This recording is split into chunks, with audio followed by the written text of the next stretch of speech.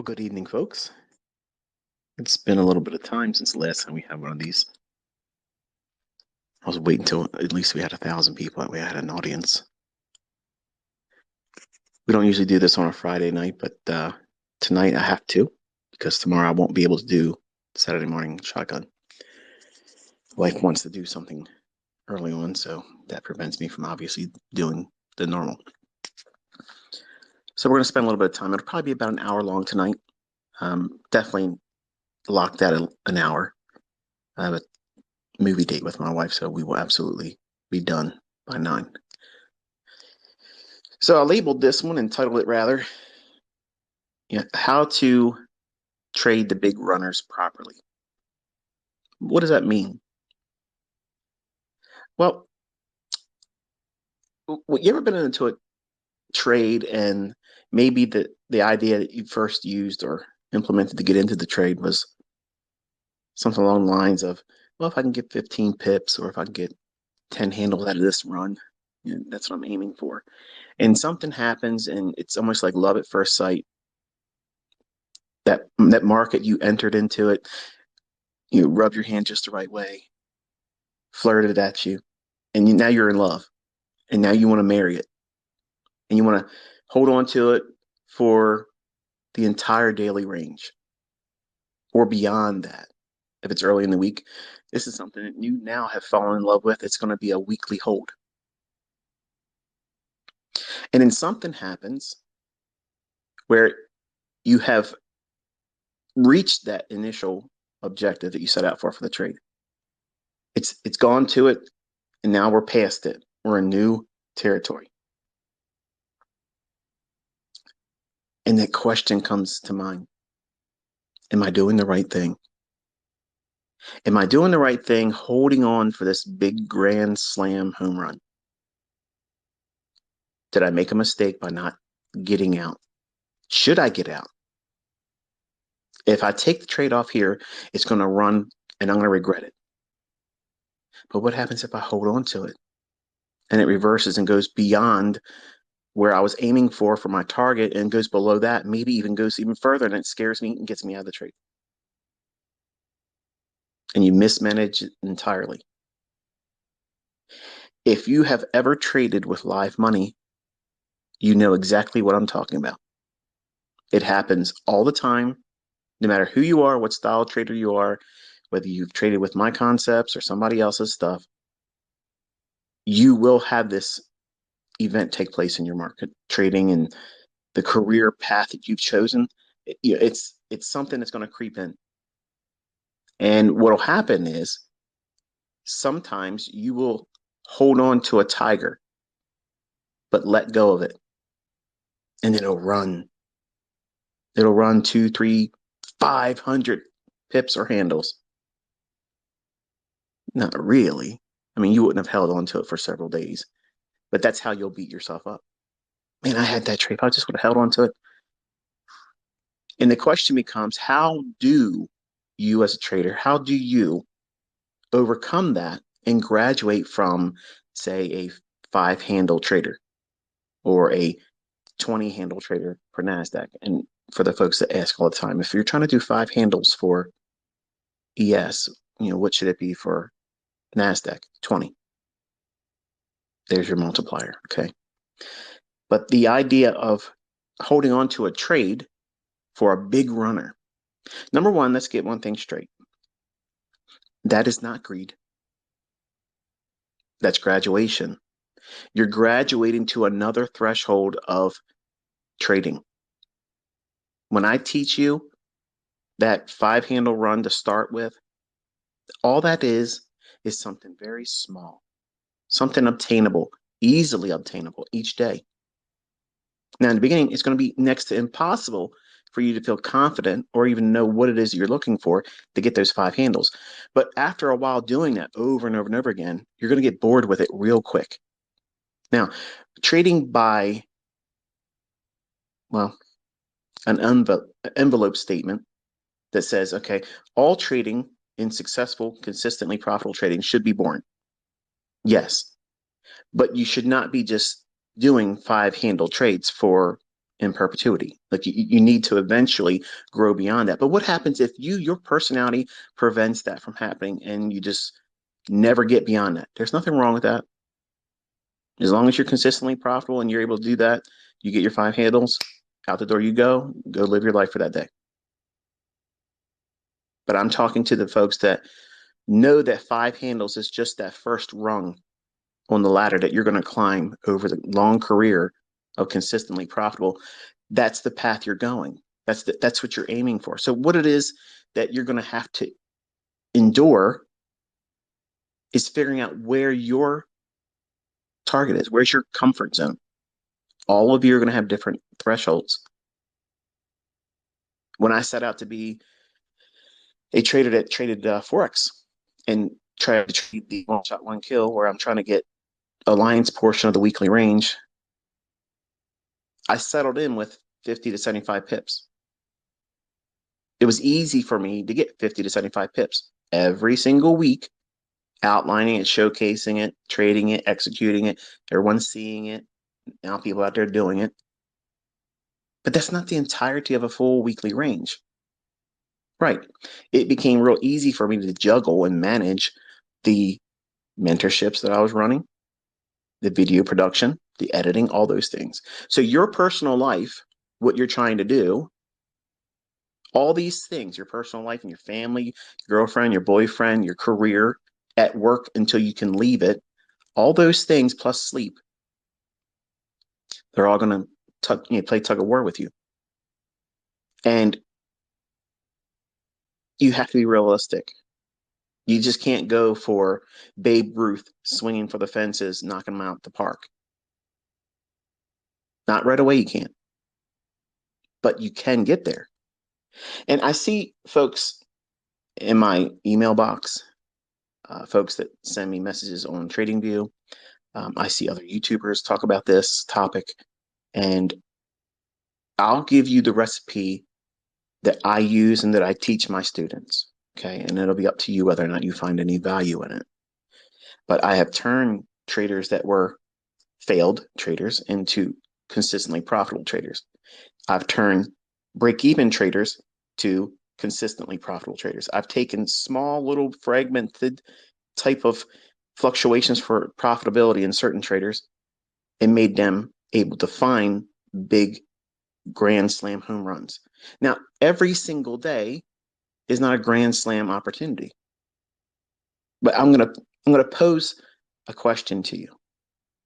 What happens if you get, say, 40 to 60% of the daily range? Wouldn't that be considered a lion's portion of the daily range? I'm not saying you have to be perfect and get the highest high and the lowest low, but anywhere between the range of 40 to 60% of the daily range, whatever that market you're trading is, would you be content with that? Some of you, because you're probably new, would think, no, I've seen what you've been able to do, ICT. I want to do that. Okay, that's a goal. But I'm talking about going out after you've reached 5 handles consistently. And then you graduate to doing 10 handles consistently. And then you worked in towards maybe doing NASDAQ and you can get your 20 and then 40 handles in that index. At some point, you're going to be bored by it and you're going to want to spread your wings and grow. And that is something that you should not be fearful of. But too many times, individuals, traders like you and I, we will go out there in the early stages and we'll think that we can bite off more than we typically do in the previous endeavors. I'm ready for it. Let's get out there and try to do 10 contracts. I mean, I've never done 10 contracts before in my funded account trading challenges, or I've never done these things before. Let's just do it today. Let's just take a leap of faith and do it. That's a mistake. You have to graduate into it slowly. And that invisible barrier that traders, and I promise I'm going to give you some how-tos in a minute, but I kind of like want to set the stage for this because if you've never been here before, you've never been trading with live funds before, you never felt the tug of war of what happens if I'm wrong? This is really going to take money out of my account. Am I going to be able to sleep tonight? If you've never had that exposure or experience doing it, This is going to sound alien to you. It's not going to have the same impact that it does for individuals that are listening that absolutely have had real risk with real money. So there's this invisible barrier. Okay. You never notice it until you get to that threshold. You're at that precipice where I want to hold for a little bit more, just a little bit more. I want to go for that 50 handle run. I want to go for that 100 pip rally. I want to hold for that 200-point rally or decline because some big event took place and you feel like it's going to rip. Any other time when you're trading your 5 handles, getting out when you're hitting it and you're content with it, there isn't this invisible barrier out there. But then when you start wanting to do more, where if you could be consistent with this just a few times a month, wow, what would that do for your trading? Man, that would really set you apart. Like you'd be top tier. You'd be in this upper echelon of trading. And everybody would look up to you and you'd feel good about yourself. And you would feel like this is really respectable results because you probably aren't really thinking that your 5 handles consistently every single day is respectable when it is. It absolutely is. So it's a balancing act that has to be maintained in your growth. In the beginning, you're scared shitless. You don't know what you're doing. You're afraid to take a trade. You're afraid to lose. You don't want to be wrong. So you're worrying about all the wrong things in the beginning. But once you work out all that stuff by experience and conditioning yourself with back testing and doing demo trading, and you work your way into a very low threshold of real monetary risk when you decide to get into live fund trading, you start with a very small amount of leverage. And the graduation from that is going to be slow, not fast, slow. And the reason why it must be slow is because you don't know what it feels like to do it. For instance, can you do a full side split right now? At your age, whatever it is, at your level of athleticism, can you just drop right now, go into a side split? I'll be 51. I can do that. I've been doing it since I was 7 years old. Now, some of you might think, well, what the hell does that got to do with trading, Michael? You have to know your limitations are. You're not that flexible yet to be able to go out there and just simply reach into 10, 15 contracts in trading. Now, I'm going to set the analogy for the sake of the rest of the discussion here because a lot of my students are trying to use the funded account route. They don't have a lot of money and they want to go that route because it allows them to do that. And if they make a mistake, all they have to do is reset and it's cheap. Okay. I'm not here to say that's the best way of doing it or the right or wrong way of doing it, but I'm just going to speak in those terms.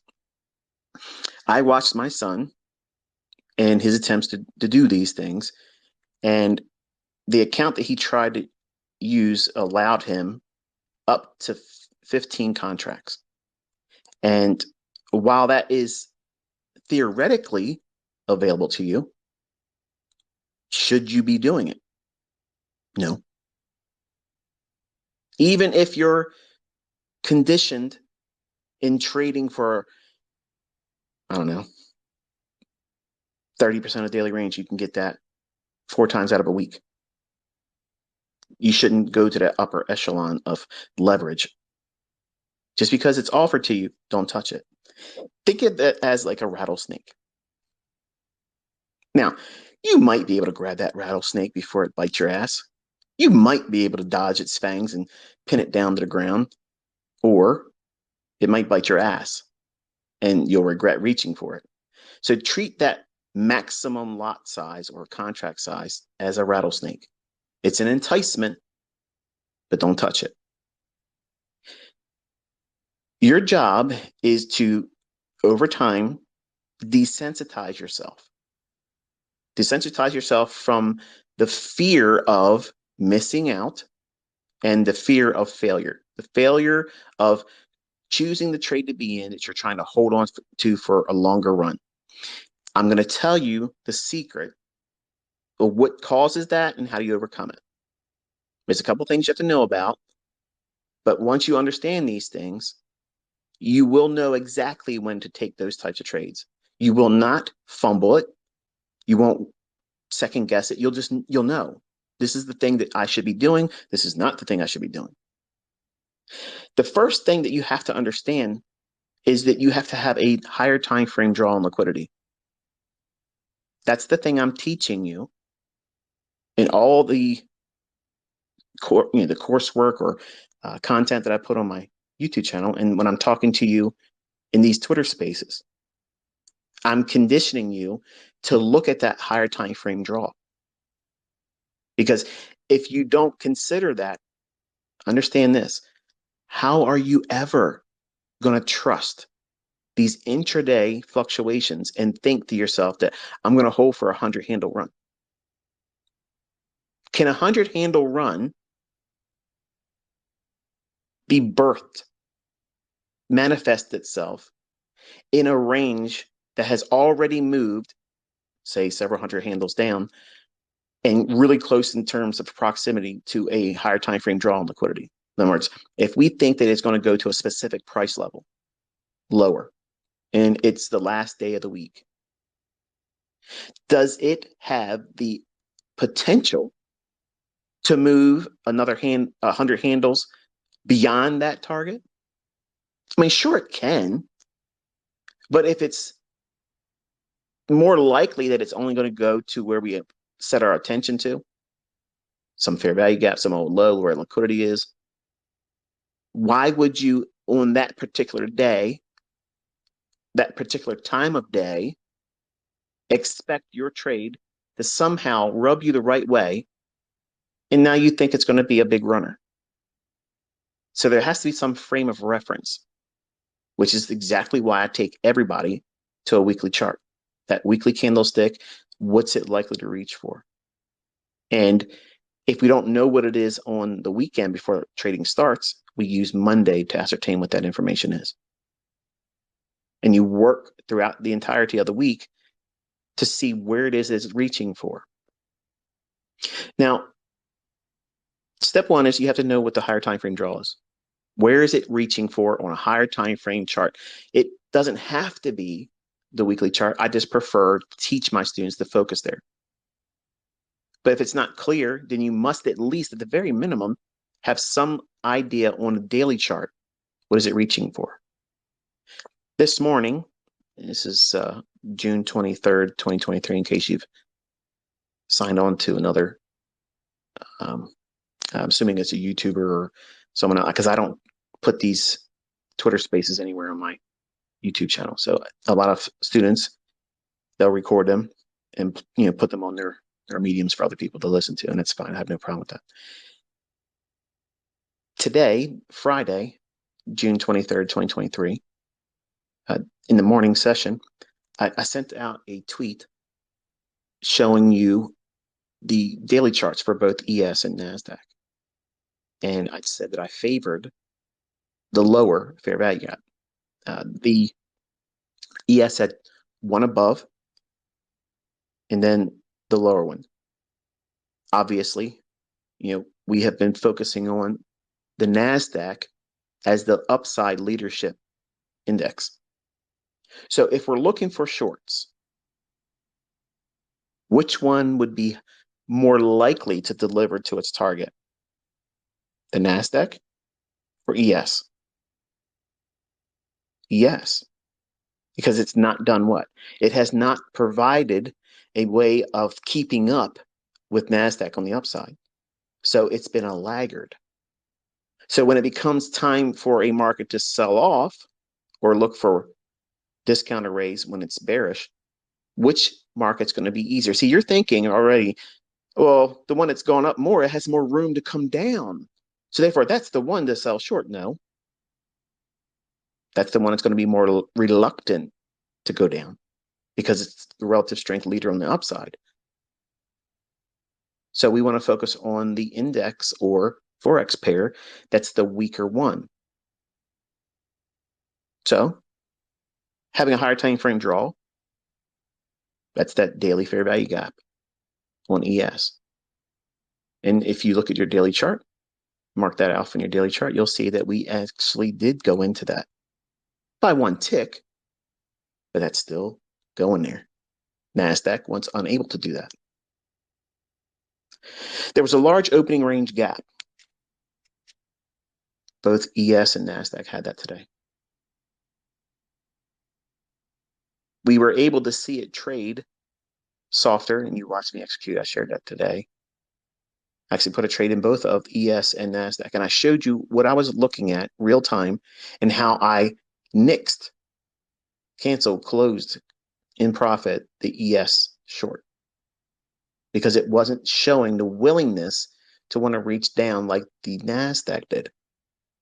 So in the morning session, it offered opportunity to see expansion lower on NASDAQ, even though it failed to get into its daily fair value gap. So when you're looking for trades to hold on to and you want to catch a runner, you have to know what you're trying to reach for. And also, you have to also know where is this market indicating that it's not willing to do so. I showed you that today. I've never showed both markets side by side, real time, showing the executions, managing the positions, and then closing it because of some reason that was showing me in the charts. The NASDAQ was willing to open up. It had better market structure. It was respecting its premium arrays, and ES was it was rangy, and it was wanting to come back too much on its retracements. So if it's becoming a less likely scenario that the market you're in is going to be a runner, don't hold on to the trade just because you want it to become a runner. It's going to be telling you something all the time. It's either going to be a hold or it's probably time to take a large portion of the trade off in the partial and then still weigh it out. If you don't feel confident even after that, meaning you have to take a sizable amount of the trade off. See, you want to hold on for the full position, a full pull. A full pull is entry, whatever that position size is, and then you place your stop, and then it goes to the target you've predetermined, and that's it. You've taken no partials. That's called a full pull. I've seen many traders talk a good game. A lot of pseudo mentors out there, they'll say that bullshit. It doesn't make any sense to take partials, but you don't see them executing shit. You don't see them doing anything, but they got a lot of chatter. I teach you how to take partials because you won't know how to do that initially. Just like you won't know how to hold on to a trade for a large, big, profitable runner. That has to be something that you desensitize yourself by trusting all the factors that you're doing for higher time frame trading. If you're looking at a 3-minute, 2-minute, 5-minute, 1-minute chart, and you're trying to come to the conclusion that you're going to hold for 100 handles, it's going to be very, very difficult to do that without a higher time frame of reference. Like, you have to know what it's potentially reaching for. Because if you don't have that frame of mind when you're in your trading charts, whether you've annotated them or not, you have to at least know what it's likely to do. You can't look at a pivot number. You can't look at a standard deviation that comes from my work. You can't look at a Fibonacci extension and think that that's all there is. Those things are small little cogs, small little components to the larger whole. And if you blend those types of things with something that's on a higher time frame that would be used for the purpose of liquidity or repricing to an inefficiency in price, fair value gap, something to that effect. And those pivots, Fibonacci extensions, those things start to converge around that idea. Then you have a better, narrative to hold on to. There's got to be a storyline that you can trust because you just can't go out there and buy a market, think it's going to go up 100 handles because you want it to. There may be something up there that you can make a case for, but is it one thing that you're making the case around that makes it feasible for you to trust that it might go 100 handles? Because your subconscious is really talking to you if you're uncertain. You're probably really just saying, I really want this to be a big runner because I want to be able to show the world. I want to be able to show my spouse. I just want to look in the mirror and say, I did it. And there isn't really enough evidence behind the idea of it going that far. So in the beginning stages, you have to wrestle through. I did. When you see me out here, I'm trading 100 handles, 80 handles, 70 handles, all these, they're not huge runs, but they're not 5 and 20 handles either. The way I get to that point is what I'm showing you. I take partials off at logical levels. I don't need to take the partials off, but I do it so that way you see by example. Because everybody, when they learn from someone, they talk like the person they learn from. They wear their clothes, the types of things that they do. They pattern themselves. They emulate them. Well, I know that as a mentor, and I have an influence over you as a student. So I'm teaching you by example. I teach by example with a demo, so that way you're not embarrassed to do it. And also, I teach you to take partials because until you see how it works, and then you weigh it against what you've been trying to do and not being consistent with it, it's easier for you to say, you know what, I'm going to let go of what I thought I should be doing. And I see him doing this, so I'm going to try that. And when you take those partials off, which is the secret, that's the secret to holding big ass runners. You're not doing a full pull. Okay. Nobody just walks out there and starts doing that. It takes time conditioning yourself. So if you know that that's where you want to go in your trade, that doesn't mean every day you're getting 100 handles. It doesn't mean that. It just means that when the market is offering it to you on a silver platter, here's what it's likely to do. I'll get to those details in a second. You'll know when to capitalize on it. But the most important thing is know when not to do it. And as a new trader, you probably are new and you feel like, I need to get out there and do this. And many of you probably forgot about the 5 handles. You haven't even become consistent with that part yet. And you just want to jump to the 30 handles and 50 handle runs, 100 handles, because you're hearing other people who are showing examples of their trades. And now you think, well, why waste my time with these 5 handles? And this is jump into the Grand Slam home runs. That's what every trader does when they come into this business. They jump too quickly and have no idea where they're going to grab onto it. There's nobody out there that's going to catch you if you don't get a grip on what the thing you're jumping up to reach for. You're trying to skip rungs in the ladder. That's dangerous. It's very, very dangerous. And when you fall at those heights, many people don't want to get back on the ladder, and they're scared to going through the process of going through it again the right way. They're upset with themselves. Now they're scared. They have fear. That's mental scar tissue. You have to allow doing the right things to reward you. Going back to the analogy of, say you're going to be doing the funded account challenge stuff. Okay. So that's the pathway you chose. Let's assume for a moment you got a $150,000 quote unquote account from a funded account challenge company, whatever they are, whoever they are. And they allow you up to 15 contracts.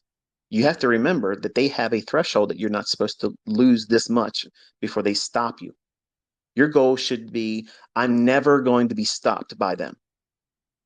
Now, right away, some of you are going to be pissing them on and saying, well, I can't make any money then.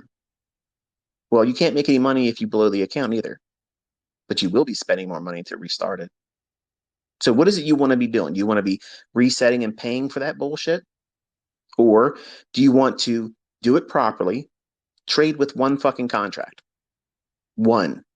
Just because they say you can do 15, just because you see somebody else, me, anyone else out there trading with more than one contract, doesn't mean that that's what you should be doing, especially if you're new. I took a live account over at TD Ameritrade, which is a shitty ass fucking broker. They put $200,000 in my account one day that I didn't earn. It's all recorded. I went day by day showing my account statements day by day, the winners and the losers. It's on my YouTube channel. I think the playlist is first year trading results, like expectations, what you should expect. One contract made 100% in 5 weeks. Took 25,000 to 50,000 with a lot of losing trades and a lot of drawdown to be able to show traders in my private mentorship how to get out of that with one contract. Take one contract and make $25,000 a month. Are you fucking making $25,000 right now at your job? The Mickey Mouse shit you're trying to do what you're trading now, over leveraging and all the. How many times have you tried to do the funded account? How many times have you passed? How many times have you passed it and fucking blown it? Once you get there, you're at the dance, but you left your dancing shoes home and you blow it because you're not ready. You are not ready. Just like this stage in your trading, you'll be content in the beginning with 5 handles, 10 handles, 20 handles, and consistent. And then that wild hair gets up your ass like everybody has it happen. It happens to every one of us. And you want to be a big leaguer and you want to go for that big grand slam. Yes, you can do it. Yes, you can be a Babe Ruth, but you can't be a Babe Ruth every fucking day. You can't. It's Murphy's Law. You know, you're the human element that you're bringing into this, which is what everybody does. As ICT, I do that too. Sometimes I get out sooner than I want. Sometimes I don't take enough off where I should have. It happens. You overthink it, you try to finesse it. It is what it is. Rules are there to guide you. So the rules for you to be able to do this is start with one contract. When you get funded, I don't give a shit what company it is, who's doing what. I don't give a flying fuck who is doing what. Do not try to emulate anyone. And I'm at the top of the fucking list. Don't try to do that because you don't know where your sweet spot is. What does that mean? You see me doing when I'm doing pyramiding, I'll go in, I'll take 6 contracts as my first initial entry. And then my second partial, pyramiding in a larger position, will be 3 contracts. And then my third will be 1 contract. So what I'm doing is I'm scaling in, but I'm really showing traders how to do 3 entries and not need to be the best one. There isn't just one entry. There's lots of entries. But I'm showing you how to scale into a trade with 10 contracts. That's my comfort zone right now, based on the volatility in the marketplace and how it's been behaving. It's been higher than that, and it's been lower than that, depending upon how fast the market's moving. It doesn't mean that that's what you should be doing. Your comfort level might end up becoming just 3 contracts. And that's nothing to be concerned about or ashamed of. Don't think of it like it's a dick measuring contest. Okay. That's why ladies are better than fucking men when it comes to trading, because they're not out there trying to scale up and say, look, my cock's larger than yours. I'm trading with 30 contracts, bitch. What's up? That's not how it works. Because really, you can pull out that 30 handle, I'm sorry, that 30 contract trade. But the whole time, you're shitting bricks. They don't see your face. They don't see your shit and your palms sweating the whole time. You're thinking, man, if this blows up, I'm gonna be so embarrassed. I'm never gonna share this result. This is the trade. I really didn't trade that day. You don't know. Only what people show you. So don't try to emulate anybody. Start with 1 contract and then work up to 2, and then work up to 3. And if you feel uncomfortable, go back down. Not 1 down, go all the way back to 1 and graduate back up again and see if that same thing happens when you go back to the 3 contracts. When you want to start hitting these grand slam home runs, you don't go into it with 1 or 2 contracts, 5 contracts, 8 contracts, 15 contracts. And then now I want to do 15 contracts and try to catch a handle of, I'm sorry, 100 handles. That doesn't work because it's too big of a leap forward. You haven't conditioned yourself to find out, even if that's a realistic leverage for you. You are the trader. You can't emulate and find comfort pressing yourself into the mold and image of somebody else doing it, me or anyone else. So you have to, number one, know where the higher time frame draw on liquidity is. That means there's room for these big runs. It may not be 100 handles you're reaching for. It may be 30, it may be 50. But those only exist in the realm of possibility based on what the market structure is showing right now and what has it done. Is there an impact news driver that's coming out, or are they behind you? You're later in the week, like today. We had a big gap down, an opening range gap that was really, really low. And sometimes it's not reasonable to go short when it's like that. I went short today and I was going for it. And I went into both of them just to show you that you can read it real time. And if it doesn't go down there, I'll see it. And you watched it happen. I took a partial almost at the low end of NASDAQ. And then I took 50% of the remaining portion off before it came back and knocked my stop off. That was still in profit. That's like 70 plus handles on that move. Is that a runner for you? I mean, I got in there pretty high at the opening range high and almost near the low of the morning.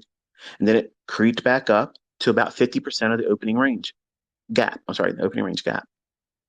So you have to look at where we stopped trading yesterday and where we started trading. It's, this morning at 9:30. I'm sorry, where we stopped trading yesterday afternoon in settlement, and then where we opened up at 9:30 today. So that's your opening range gap. Measure that and put their fib 50% on that, and you'll see both ES and NASDAQ went essentially back up to that level, just a little bit more. But in the early sessions, until we got into the lunch hour, it was consolidating sideways, back and forth, back and forth. I watch YouTubers I watch all the time, and you could just hear it in their voice. You could see it in the ones that show their face were very frustrating. And that's normal. But if it doesn't want to go down to those fair value gaps that we outlined on the daily chart that I showed this morning on the tweet, then it will respect that opening range gap and try to work into it. But it's not likely to go that close to the daily fair value gaps after being down so much from the intra-week high and not go all the way up there to fill that opening range gap. That's not likely. So if it's not likely, what is reasonable? Half the gap. NASDAQ and ES went up throughout lunch.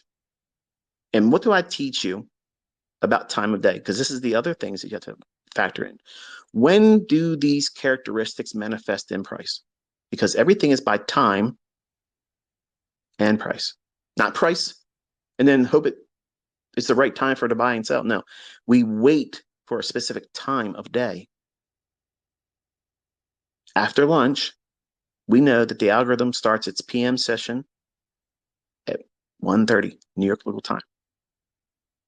Around 1:40 or so, I can't remember the minute marker, but it's about 1:40. We had a high form in both ES and NASDAQ. NASDAQ was unwilling to make that higher high when it was at approximately 50% of the opening range gap. So there's this divergence there.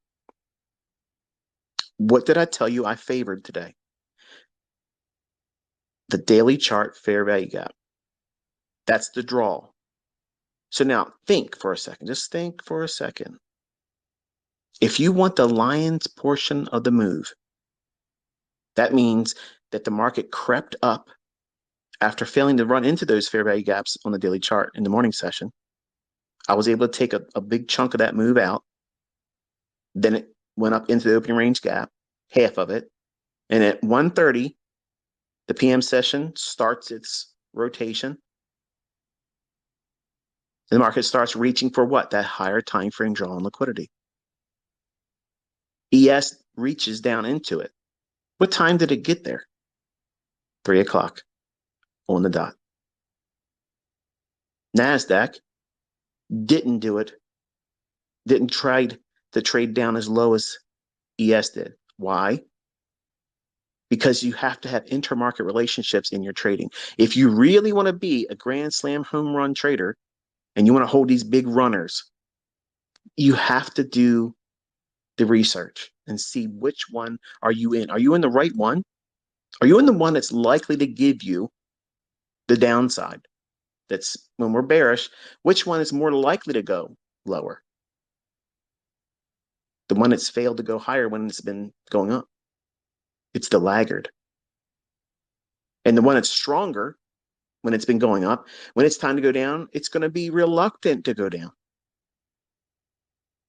So if you're having a higher time frame draw on liquidity, you're balancing out what is this market's doing at the time. And I showed this to you this morning by being in both of them at the same time short.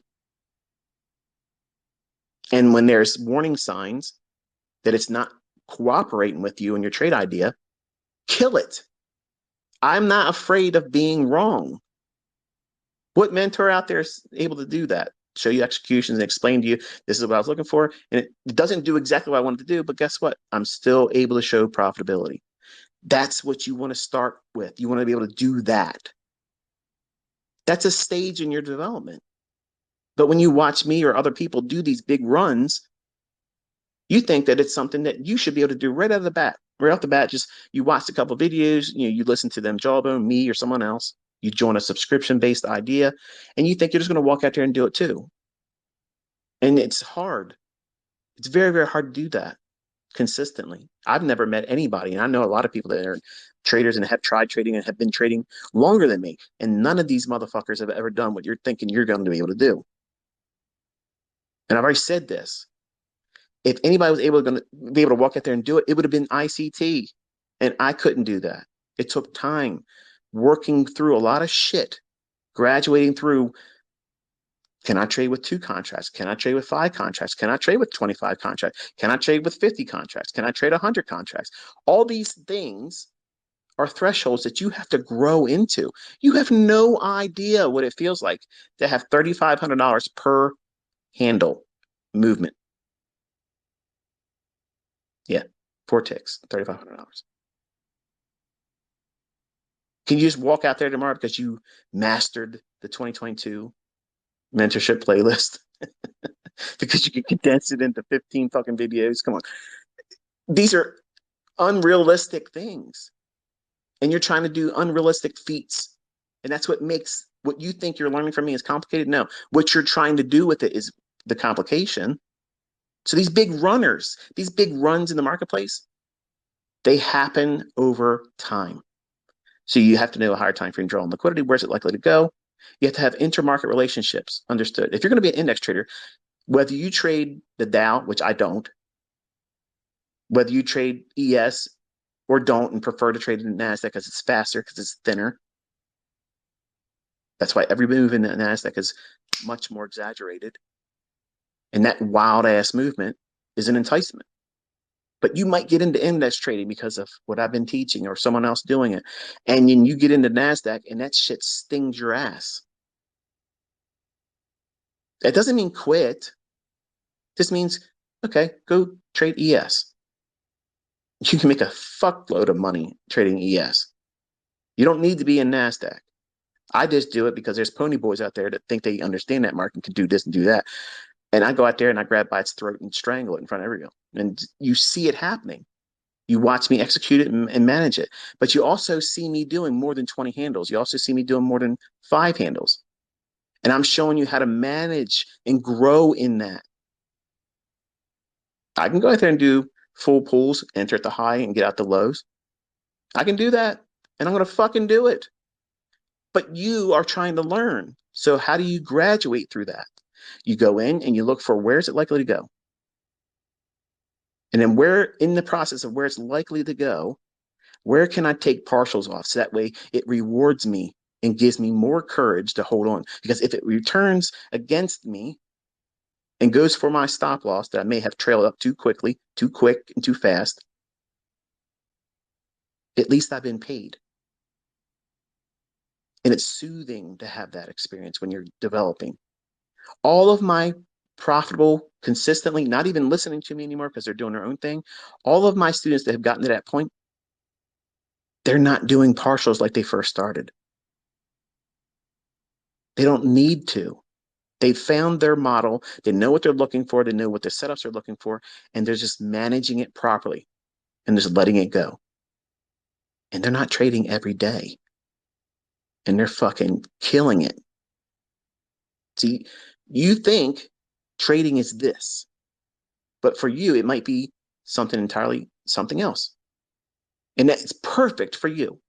You might want to hit these grand slam home runs, but you know what? You might find out that you are a perfect 30 handle stop, get out of the trade and be done. Look for your next setup. And that's where you are highly efficient as a trader. You're managing your money properly. You're managing your mental capital properly. And you're not marrying these ideas. You're not going to be enticed to try to do a little bit more because NASDAQ batted its eyes at you and shook its ass at you. You're not trying to take them home to mom. You're just trying to have fun with them. A romp. That's it. There's no shame in it. Get your shit, get your honey, and get the fuck out of Dodge. That's all this is about. There's no shame in that. Okay? There's nothing anti-Christian about going out here and making a lot of fucking money trading.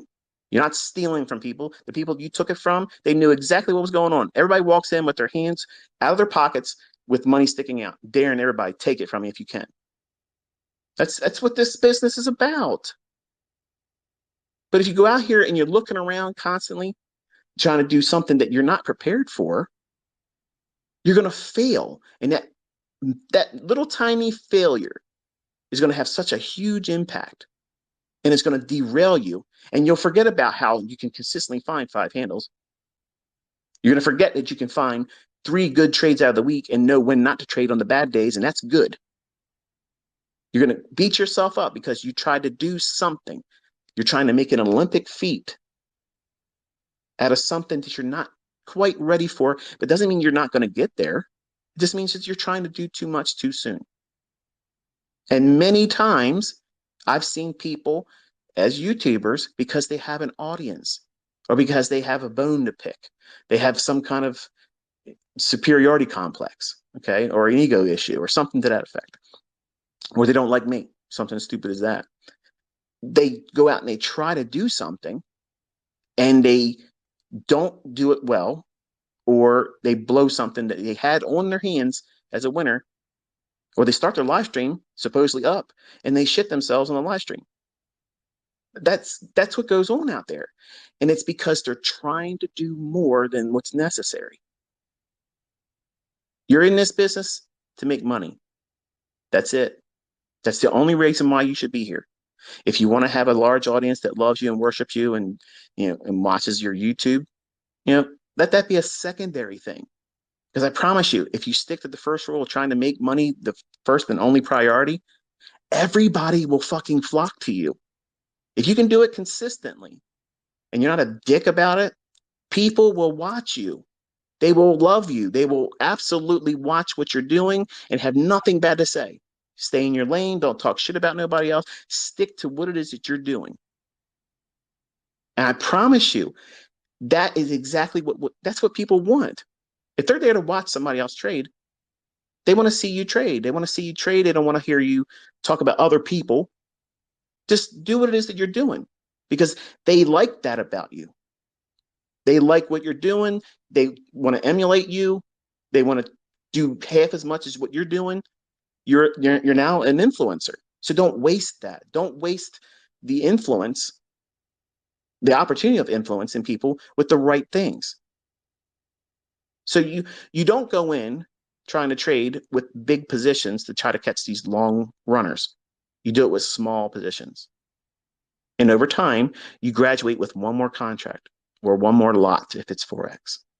And you condition yourself over time. How much time is it going to be? I don't know. It depends on what you're trying to do. But I don't want you thinking that you need to have a timeline on it or a deadline. I got to be able to catch these 100 pip or 100 handle runs by the end of this month. Because if I don't do that, I'm a failure. That's not reasonable. That you think about it. That's not even practical. Every person that sets foot in this industry that has made themselves something of a success. I promise you, if they sat down with you or if they talked openly and was honest about what they did and how they got to where they were, the biggest growths in their understanding and their ability as a trader was when they slowed the fuck down and tried not to do what's beyond necessary. If you can make $25,000 a month with one contract, and that's exactly what I was doing with that TD Ameritrade trade. I was literally talking to one of the young ladies in my mentorship who was struggling.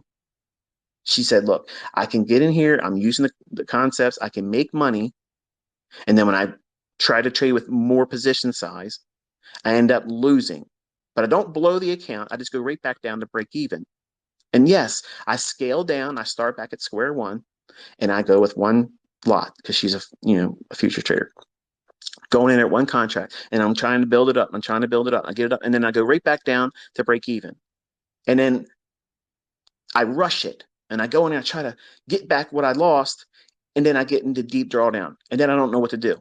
So I purposely put that account in the drawdown, and I went through the process of going through the entirety of doing it with real money. Not because I was fucking obligated to any of you, but I want this young lady to do well. So she asked me sincerely. That was why I did it. It was just for her.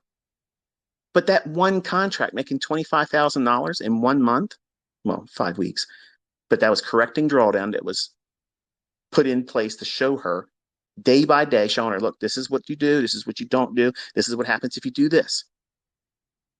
She paid me. So I was obligated to her. I'm not obligated to any of you motherfuckers.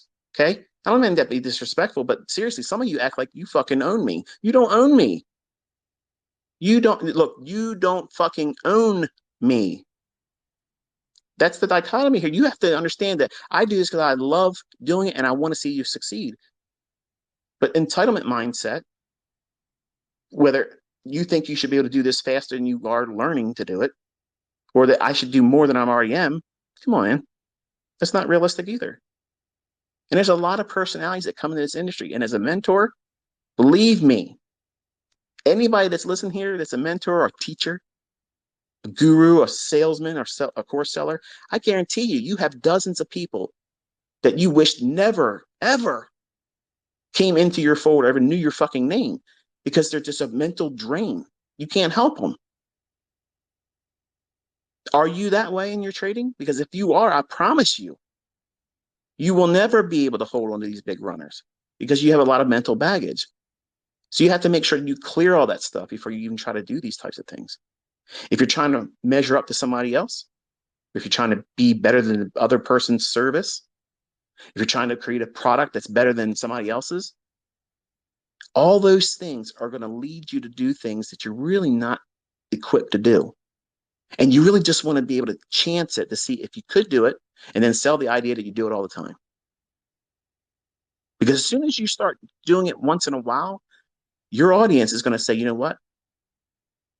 Why aren't you doing it like you did before? Why don't you do this? Why don't you do that? That's the way social media is. You're never going to satisfy anyone. So you might as well fucking be satisfying yourself. What is the threshold? As you as a trader, where are you going to be most efficient? Efficient about your time doing it, how much time you're going to put into the charts, graduating into that, holding on to a long, big runner.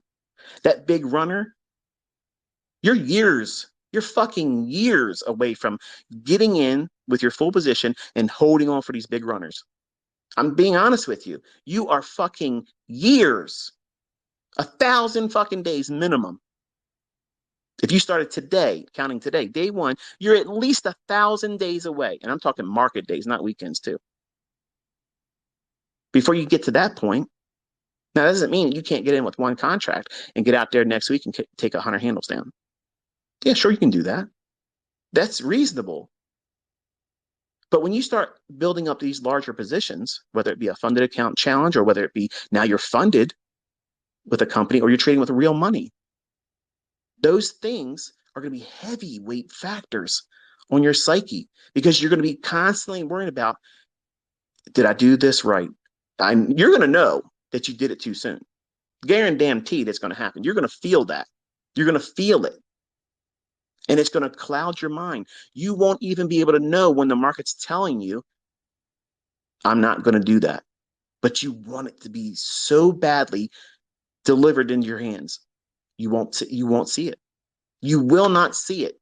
And you'll hold on to it too long. And the worst case scenario, which is what you're trying to avoid, will actually happen. It will come back and roll against you. And that nice, big, handsome profit you had that was unrealized and you knew you should have fucking got out, at least with a partial, you didn't do it. So now what are you doing? You're kicking yourself in the ass about that. You're not ready. You're not ready. It doesn't mean you're never going to get there. It just means that you haven't desensitized yourself. You work up into it slowly. Now, partials, and I'll say this in closing, partials are a huge, huge benefit to number one, developing students because it teaches proper money management and proper trade management. And it helps you grow as a trader. It helps you understand risk. It helps you navigate order flow. It teaches you liquidity and how to implement it in your trades. But the thing is, there's no perfect, I don't have it. There's no perfect way of saying, okay, this is how many contracts you should start with.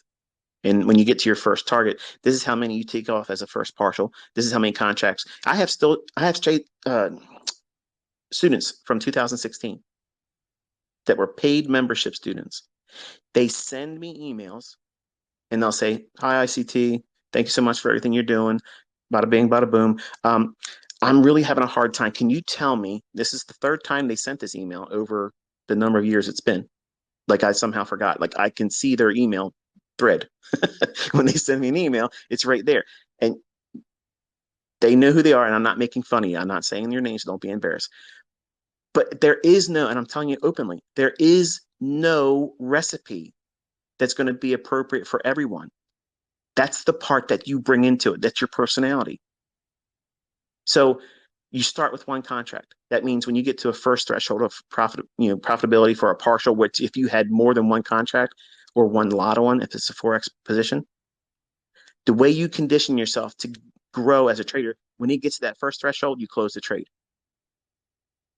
Wait a minute. Your target's somewhere beyond that.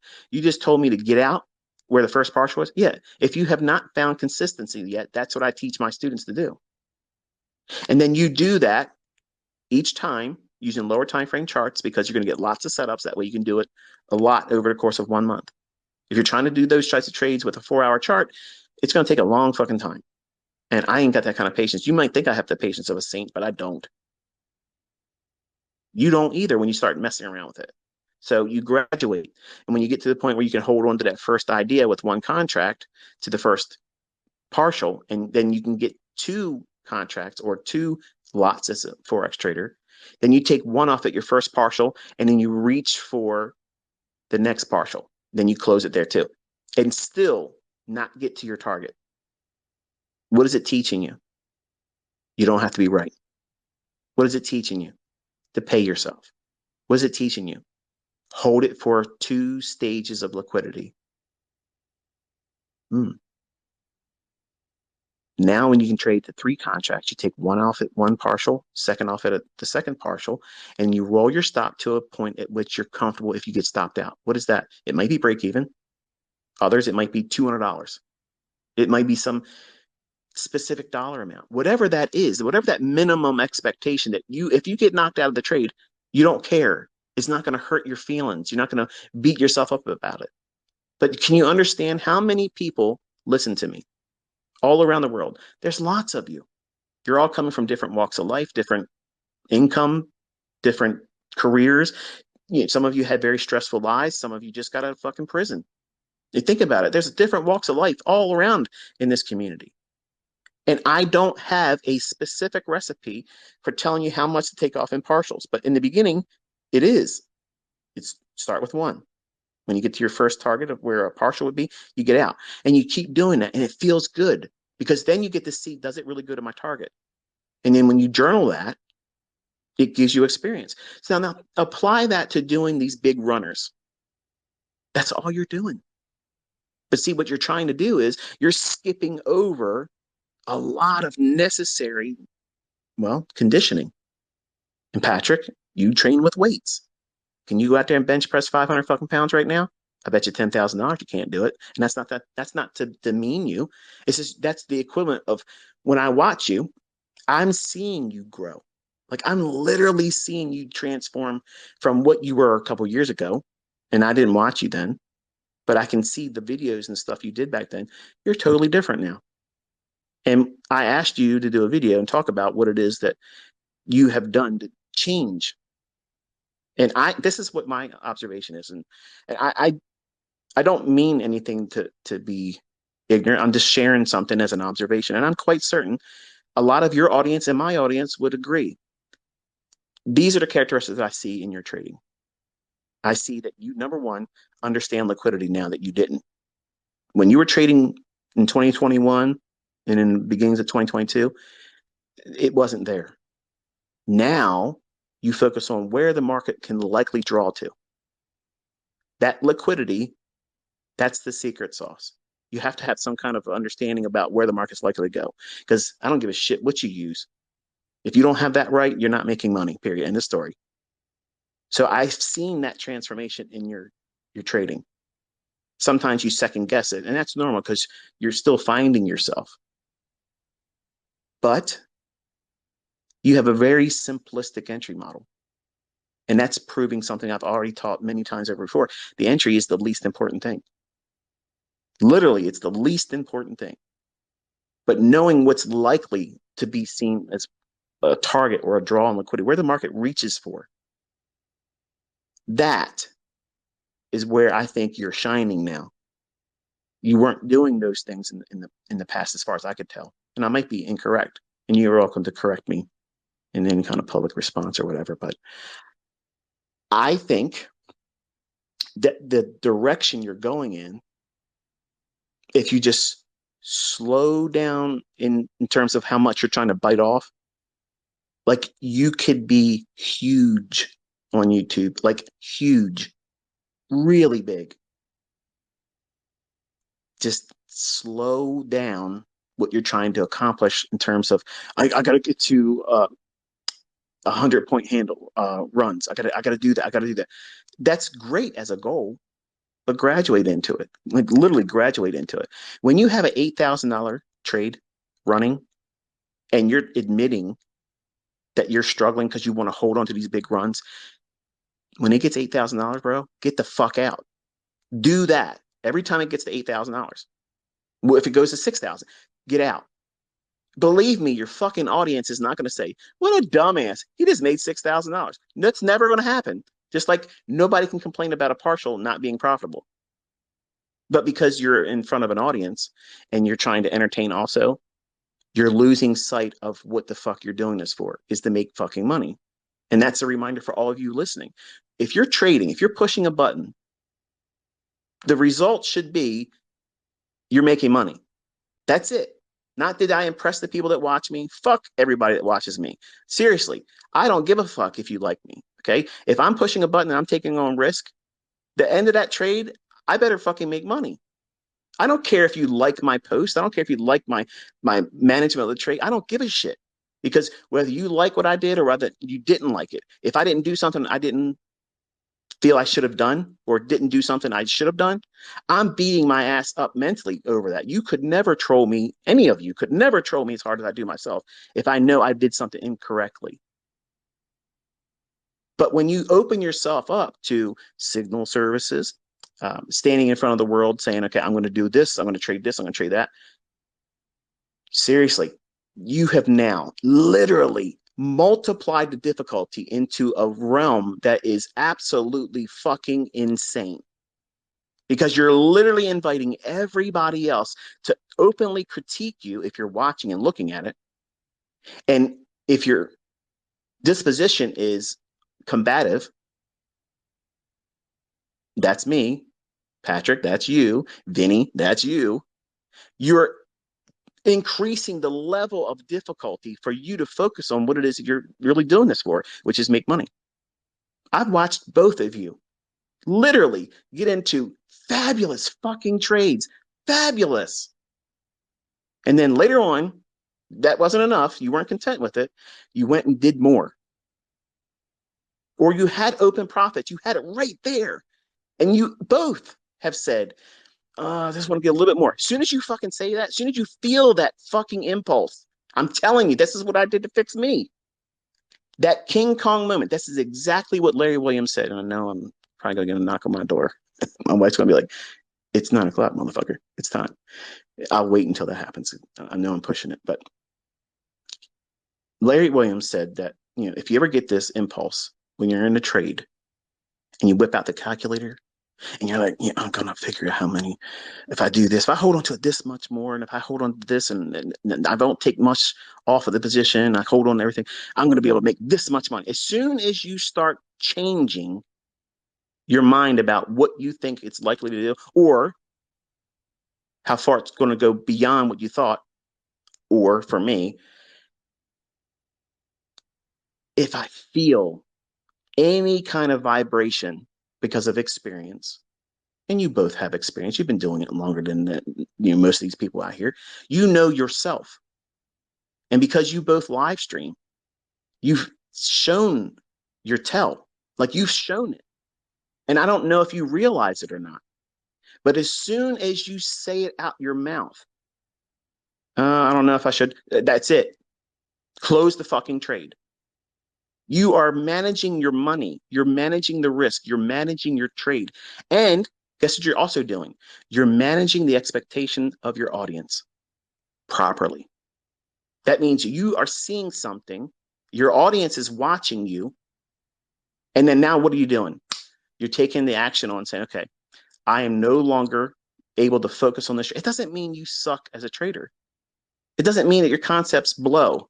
It just means that you, as the operator, working in that market environment in front of fucking an audience that's live and watching you, critiquing you, you now have to pull the plug on the trade. And guess what you're doing? You're pulling the fucking trade at the height of the profitability while you're in the trade. You two aren't the only one. I've seen other YouTubers doing this shit. They don't even trade like me. They don't trade like neither one of you. But they have these positions on. And as soon as you see them or hear them, question whether or not that they should hold into the trade. As soon as you start thinking, and I hope. As soon as you say hope, that's it. The fucking trade's done. Close it. And if it runs to your target, who gives a fuck? You closed at whatever you closed at. 90% of everybody else out there on YouTube are fucking doing their own asses in. They can't find their own fucking way. So because you want to be out there in front of the audience doing that, I'm telling you, somebody that's been doing it longer than both of you motherfuckers, I'm telling you, you both could be absolutely fucking phenomenal. But you are bringing in all the wrong things, whether it be an ego, whether it be competition, thinking you want to expose me as a fraud, or you want to prove that I don't trade with real money, or this, that, and I think I got more people following me and I'm a demo trader. It doesn't make any sense. All that secondary bullshit, bro. Like you have an audience. Both of you have an audience. You both can do so much better if you just focus on what the fuck you're doing. And when you get these little vibrations that tell you, what's probably turning, close it. I've been doing it longer, and I would not look at that as weakness. But you probably think it's weakness. Oh, I got out of the trade. I bailed. Who the fuck is going to sit around and say, you're in thousands of dollars in profit and you collapsed it at the height of the trade, right then and there? It went further, but that's a failure. Nobody would say that. There ain't nobody out here that has common sense is going to look at someone in a position, start to finish, and they have thousands of dollars in equity and they close the trade.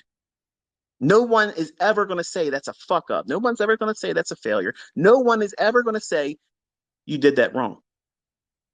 And if they did, they're full of shit. But because you're trying to make these monumental Olympic-sized feats, the real sole reason what you're doing it for, you've made this something other than trading. You've made it an action movie. You've made it I don't know. You've lost the plot. And so many of my students and everybody else out there that teaches, I'm sure you have students too, that have done this shit. They lose the plot. You're in this to make money. You grow from a starting point that's rather modest and you graduate over time, adding a little bit more and a little bit more. And you may discover that you won't become a 100 handle trader, but you can beat the fucking socks off of 30 and 40 handle runs. And you can find them all week long, up, down, sideways, everywhere. But a 100 handle run might not be your thing. It doesn't mean you shouldn't try to reach for it, but you can't do it with a 1 minute chart, a 3 minute chart. You have to have a higher time frame perspective. You have to have something beyond the intraday. Well, lay of the land has to be larger than what you're looking at when it's a small little tiny interval. If you don't have that frame, and I've talked about this actually in whatever the last live stream I did, I can't recall at the top of my head what it was, but I showed how I was trading something using the run on the lunchtime liquidity and then running out, to the high of the day and then pyramiding it all the way through that. But also showing you that there was reference points from higher time frame charts that you otherwise would not have seen in the recorded execution, which is again, I like to have my charts naked. I don't want anything on it, but I have to remember, I have to consciously tell myself when I'm doing these things, make sure I annotate this because I'm going to prevent 1,000 different tweet questions or emails or people not tweeting, I don't know what you would call it, messaging from TradingView. You did this, and I can't answer all your emails. I can't answer all your tweets. I can't answer all your your notifications on TradingView. There's too many of you, and that's the reality. It's not because I think I'm something that's too snooty. I can't do it. It's just too many of you doing it. So I try to do everything I do to try to minimize what it is that is likely to come up as a question or a concern.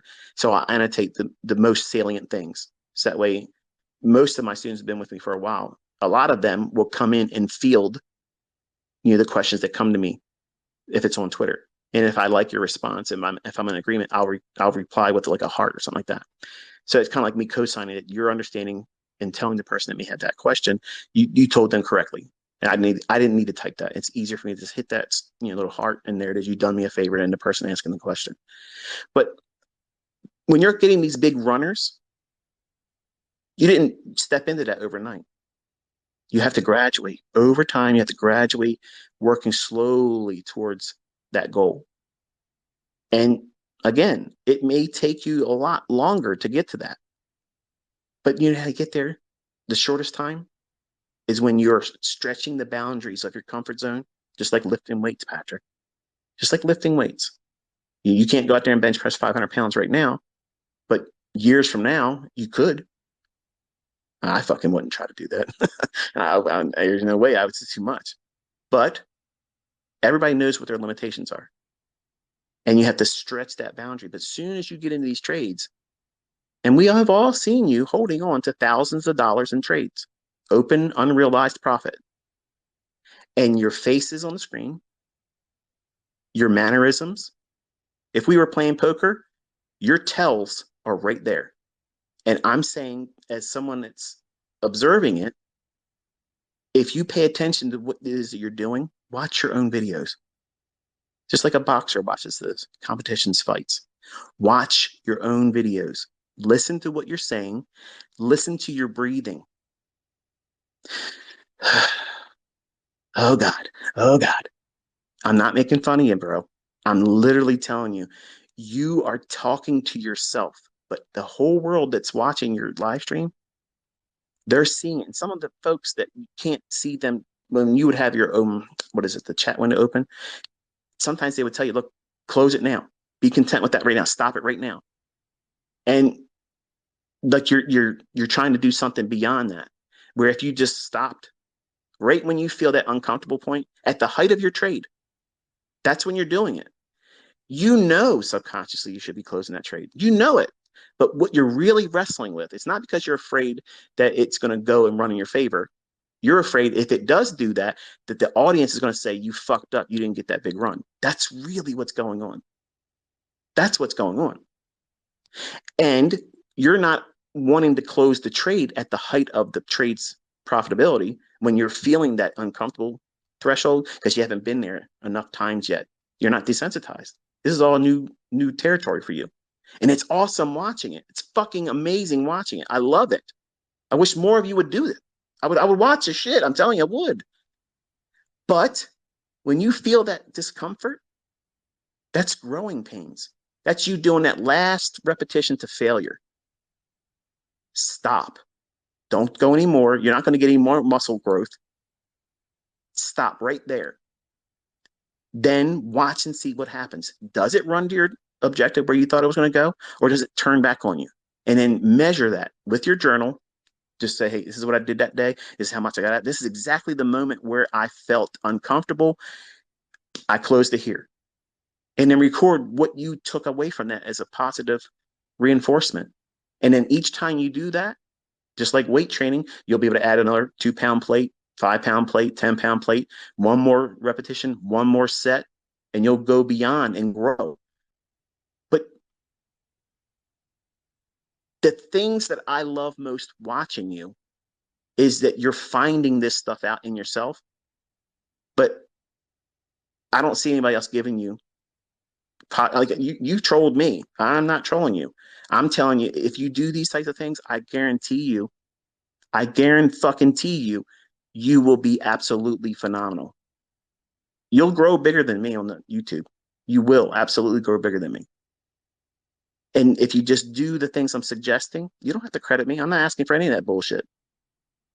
It's not about that. I want to see you do well. I want to see Vinny do well.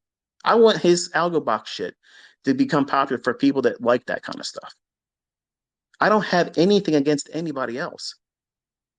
And these two individuals are highly critical of me. And I'm telling you, if they spent more time doing what it is that they do and stop worrying about all this other drama bullshit, your brands would grow. What makes it stagnant and the things that people talk about you is that you still do the things I did in early on. Drama marketing only works for so long. And then you have to be able to do something beyond that. You both can trade. You both can do it. But you bring in other things and you allow outside influence to fuck with you. I don't. That's why I don't do it. But see, both of you have something that I don't have. You have a willingness to sit out there and do that. You're willing to do that. I'm not willing to do that. Think about it. You have a niche. You have a, a segment of the community that I will not cater to. I will not do that. I can call a move, I can point to a level, and I can record myself doing that very thing, trading to that. Because I'm in a closed environment where I cannot be talked to. I can't be distracted. I can't have someone ask me, why'd you do this? And why'd you do fuck that? I have 1,000 voices in my head constantly telling me, do this, don't do that. I don't need hundreds, thousands more doing it with a chat room. I can't do it. I thought I could when I tried mentorship. I thought for sure I'd be able to do it. And I found out I couldn't do it. And I've been very vocal about it. And some of you that want to go out and learn how to do this skill set because you want to go out on YouTube and do live streaming, I promise you, a large portion of you are going to be like, what the fuck? You're not going to be able to focus. It's not stage fright. Because if you're making yourself available to the people that are watching you, you have a genuine concern to help them. That's what you're there for. You want to entertain them. You also want to prove to the world you can do something. That's great. That's admirable. I got all the respect in the world for anybody that does it. Guy trades by Matt. He gets out there. He's not, hitting 1,000, but he's out there trying to do it. I got respect for that. I'm never going to shit on somebody that's trying to do something because they got bigger balls than I do. I'm not out there doing that. And I know how to do this, but I also know my limitations. I can't manage that distraction. You both can. Matt can. I can't. So I bloom where I'm planted. I can do this in this closed environment where I can't be distracted. Both of you, well, all three of you I mentioned now, you're out there in front of everybody. That takes a great deal of fucking courage and focus. I can't focus like that. Like I literally I can't focus. So I know my limitations. Just like you may go out there if you're listening to this and you thought for, you know, maybe in recent times or when you first started trading, you want to be a 100 handle run type trader. You may discover you can't. You can't hold on to a position that long because your comfort is not in that. Your patience threshold doesn't support that type of trading. You got to be a hit and run type surgical 5 handle, 10 handle. I'm out. 10 handle, 15 handle, 20 pips if it's a forex trade. You're done. You're completely out of the marketplace. You can relax because you're wound up like a top. You know, you're stressed out constantly. Okay, you can grow out of that, but until you do, you have to be comfortable with what you're doing, right? You got to be comfortable in your own skin. I'm not comfortable being out there taking on trades where if I do something wrong because I'm listening to other people, I can't have a chat window open because my eye's going to go right to that. Think about what you guys bitch about. When someone says something negative or whatever, they're like squirrels to me. I can't help it. I can't fucking help it. That's I'm wired to just bite. So if I'm out there with a chat window open, I'm going to have 1,000 things come through that chat window, and I'm going to look at that stuff. And the whole time, price is doing what it's doing, and I won't focus there. So because I know that's a character flaw in me, that's a human weakness in me that I wrestle with. I must make no allowance for any outside distractions. Some of you may not have that problem. I do. But if you do have that problem or similar, or maybe different things that you have to wrestle with, you have to figure out what they are and then manage them. You have to do whatever it is to keep those things from influencing your ability to trade, observe price action, and know what it feels like to be in that moment right then and there as a trader. Because if you're not able to pick up on those, well, vibrations that you're getting because of experience, you're getting it from the market, it's telling you what you should be doing. But because of the situation you're in where you have to perform for somebody else that's watching you, or you think someone's going to laugh at you because you didn't do something properly, you're not doing what it is that you're there to do, which is follow your model, your method, and make money, manage the risk, close the trade and profit, and get the fuck out of Dodge and let the people come back to watch it again. That's the main focus. And you have to keep the main focus in the spotlight. And if you let all this other shit, competition, this guy's better than this one, I can be better than that if I do this and if I do that, just trade. Just stick to what it is that you do and do that. And I fucking guarantee you, if you didn't do all these other things and if you'd listen to your own experience, that little moment where you're doubting, close it. And over time, the more time you do that, you'll see that you'll be more comfortable holding past that. And then over time, how much time? I don't know, but it'll be a fascinating discovery for yourself, and your audiences will see it happening. It'll be recorded in your live streams. You'll have a perfect video journal of what it is that you went through. I guarantee you, watching the video, you'll remember that very moment and you'll think, shit, that's exactly when my asshole was puckering right then and there. And I did the right thing by closing it. Look, it went down and I didn't see it at the time. I kind of felt it could, but I closed the trade. I did the right thing there. And then you can encourage yourself, say, see, I did the right thing in the privacy when nobody's around watching. They can't hear you. And you encourage and you cheerlead yourself. I promise you that you are probably sitting in your house in Florida watching the videos and you're beating yourself up more than you do in your own videos. Stop doing that because it's channeling that same negativity into your viewership, your audience, and then it makes them do the same thing to themselves. Don't do that. Don't do that. Cheerlead yourself. Say, you know what? I fucking did this shit today this way and it paid out. I'm fucking hammering it. That's right. That's exactly right. And people think that's arrogant. Fuck them. Fuck these people that talk that shit because they are not making money. So they're fucking miserable. They're miserable. But you're letting those types of people creep in and you're trying to arm wrestle that shit. Oh, I'm gonna show the brokies, the haters, the fucking ICT retards. That's what everybody fucking says about everything. And that kind of stuff is not necessary. People watch YouTubers in trading to watch them trade or teach something. They're not there to listen to some horse shit. And I watch all three of you.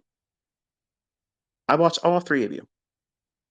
Not every video, not the entirety of them, but I watch you. And all three of you have characteristics that I like. And if I could sit down with you, I would say, look, do this, do this, do this. But neither one of you would do that because you don't want anybody thinking that I taught you anything. And that's unfortunate because I see potential in all three of you and a lot more of other YouTubers out there. Some guy that trades stocks, I watch him do it all the time. Another dude that trades stock options. They do these same type of things. They let the people in the chat room manage their focus. And when I see that stuff, I'm so much relieved that I came to grips with that real quick. I learned that lesson in 2016 in my first, group of mentorship for just Forex. I thought for sure I was going to be able to do it. And I just couldn't do it. I could not have 800 people ask me questions and feel like I'm going to give them all the attention that they feel like they should get. You can't. No human person can do that. No human being can answer a chat window. Every single person that paid them, they think that they have to have their question answered, and they have every right in expecting that, but not at the single second they asked for it. It's unreasonable. It's unrealistic. And I felt guilty because I couldn't deliver that personable one-on-one experience for them. Like I'm sure some of you, when you tweet to me and I reply to you and you're like, well, thank you so much for giving me a response, or you make a big deal about like I'm a celebrity. I'm not a fucking celebrity. I'm just a man. That's it.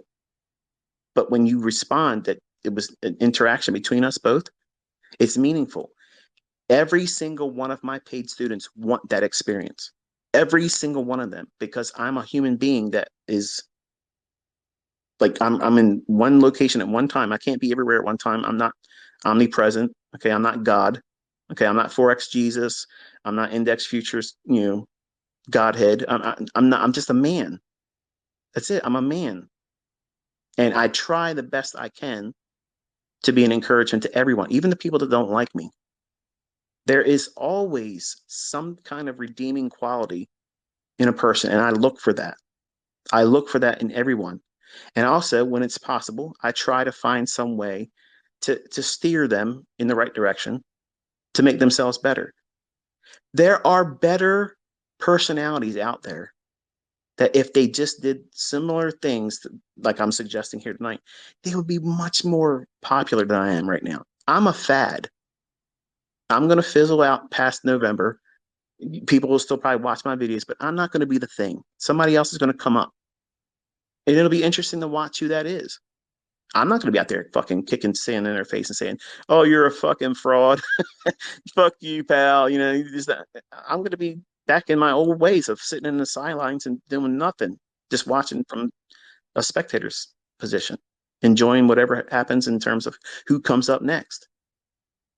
I don't want to be at the top all the time. Like I'm uncomfortable being here. Like I'm being honest, I don't like this. I get nervous. I would be nervous if I looked and seen how many people are listening right now. I don't know. And I would be nervous when I'm live streaming to see how many people, when I close the live stream, I see how many people are there.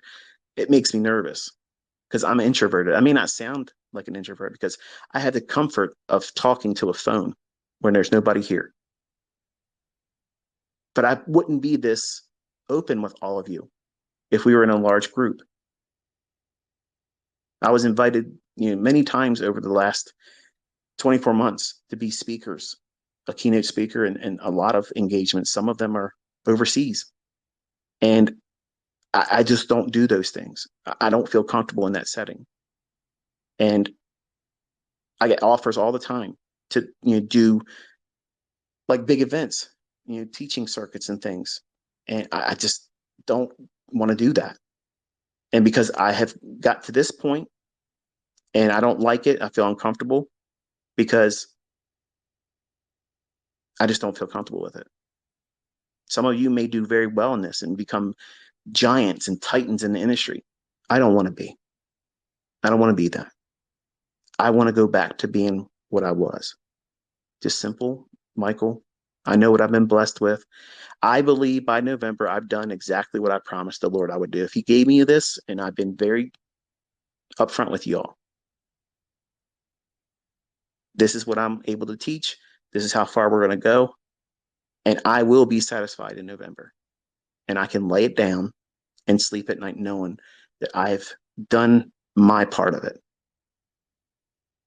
And because it's a video, you can go back and click on it. You can download it, never go back to my YouTube channel or ever contribute to ad revenue if you think that's the problem, or if you think that's going to hurt me, or if you want to starve me and my family, like that's going to happen.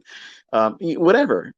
But I just know when I'm done, second week of November, I have done everything I could possibly do to teach and share with the capabilities that I have as a human being, because I'm not the best teacher.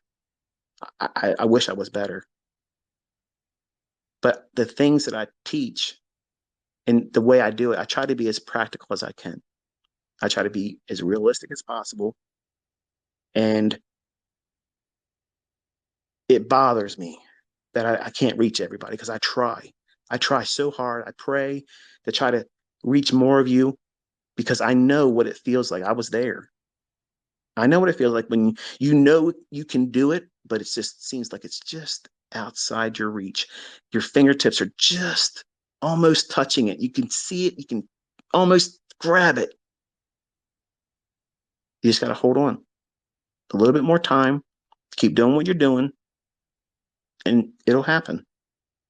But big runners, it, they come by partials and managing it that way. And then finding your sweet spot. That means how many contracts, how many lots as a Forex trade that you're going to be able to hold. And then you let it go. What's the sweet spot? Look at my trades. Look at my trades. Look how I'm teaching you by example. That's how you get there.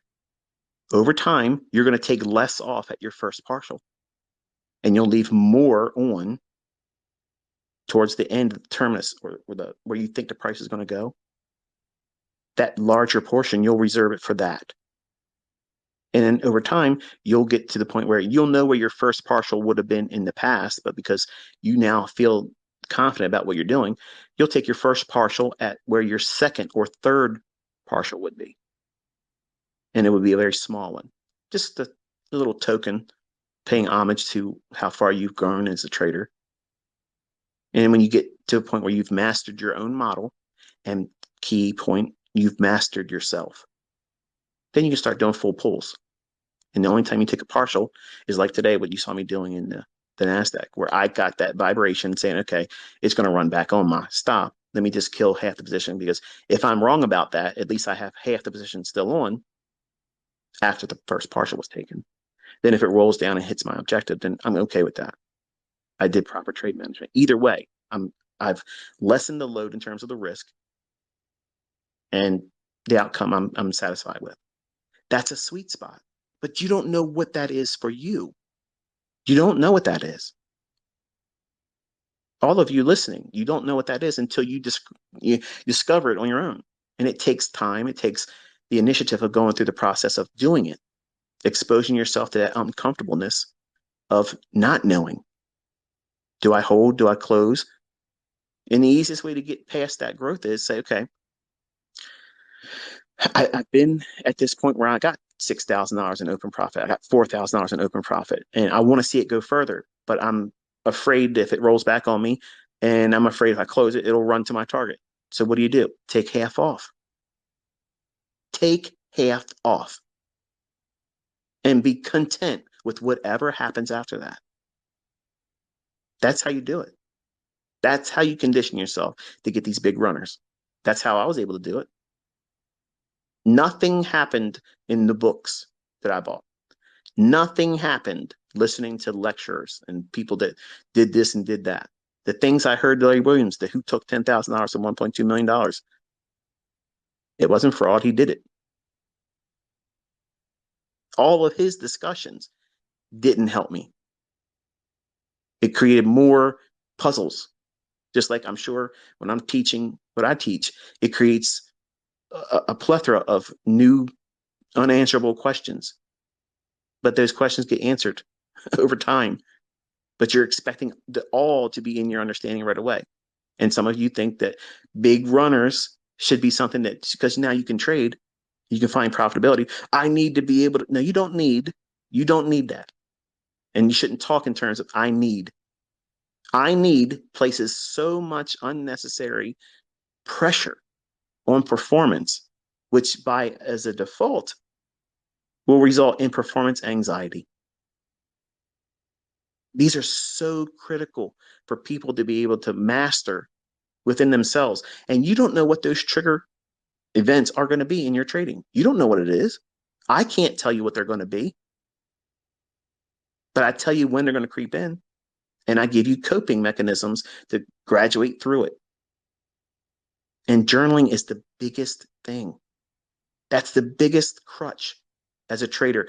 You have to have it, folks. You have to. Nobody's going to cheerlead you when you're going through drawdown. They're not going to do it. They're not sufficiently. So you have to do it yourself. How can you do it to encourage yourself? Go back in your journal and find a period where you were hitting it. Like you were firing on all cylinders. Everything you touched turned to gold. It was fucking phenomenal trading. You were dialed in. Read what you annotated in the charts. See the trades that you've taken, the executions, where you're getting in, where you're getting out at, the profits, all that shit. That's where you want to get a high off of that. You want to toke on that shit, okay? Because you're going to need it when you mess up. When you go through a period of drawdown, or if you go like we had in April, where I knew the market was in some funk. And if I come out here, it would have been not typical ICT. So I practiced what I preach to you. If you don't feel like you're in line with the marketplace, take a step away. I got the fucking RV and went down the road. Are you willing to do that? Chances are you probably aren't. You think it's everyday trading, baby. It's everyday trading. The markets are open every day. It's a casino. That's bullshit.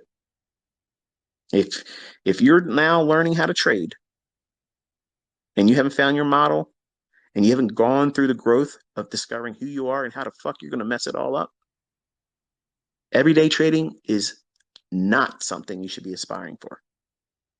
You should not be trying to do that. If you're brand new, you don't know yourself, you don't know a model, if you're not consistent, hell, fuck no. No way. You're guaranteeing failure. You're inviting it and promising it's going to be successful in its endeavor. Trade less, choose quality setups and opportunities and market environments to do that trading while you're learning. And you'll never fear missing anything. You'll be more confident to trade in the environments to get those big runners. The things I share and openly talk about on Twitter, when I point to something, I say, okay, mark this. I'm rarely wrong about that. When I share them, it's because everything that I would trust in myself as who I am and what I codified and created and all this bullshit, I will feel confident that I know if there's ever a time where I know that there's an opportunity that people are going to take the information and put real money behind it, which is not what I'm inviting you to do. But when I know what I have all the things that I have in my repertoire behind me that I feel confident to share it, that's when I do it. Because I know it will be abused. You'll over leverage your shit. And if it's over leveraged and I'm not 100% confident, and you're going to tweet to me and say, oh, I fucking did my own ass in, it didn't work out, and I'm an asshole, you're going to tell me I'm an asshole in your sock puppet account, that's going to grieve me. And even if no one said they lost money and it didn't pan out, it would still grieve me because I know some of you are sitting in quiet silence, regretting following something I may have inspired. So that's why I don't do it as frequently as you probably would want me to do.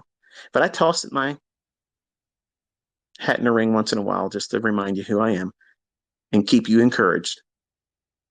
So hopefully, this has been somewhat helpful to you. It probably hasn't scratched the itch for some of you. And for some of you, you probably feel like I wasted your time. And that's fine. Nobody paid anything to come here. And I'm not holding any hostages. So take what it is I gave tonight as heartfelt encouragement, obviously, advice that I think is beneficial because I went through this stuff. Like I went through it and I had to go through it with a lot of failures. I lost a lot of money in real accounts trying to do it other ways, listening to shit that didn't make sense and didn't work. And I stripped it down to I have to treat it like any other process, slow and methodical.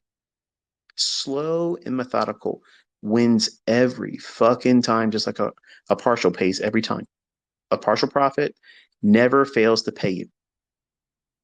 A sound approach, it will always yield experience, and that experience will always be profitable. Even if you have a adverse result on a short-term measurable basis, that same adverse reaction or result that you try to do and you expected some positive response or outcome, you can use that as a measuring stick because the next time you do it, it probably won't be that bad. It'll be a little bit better, if not at all.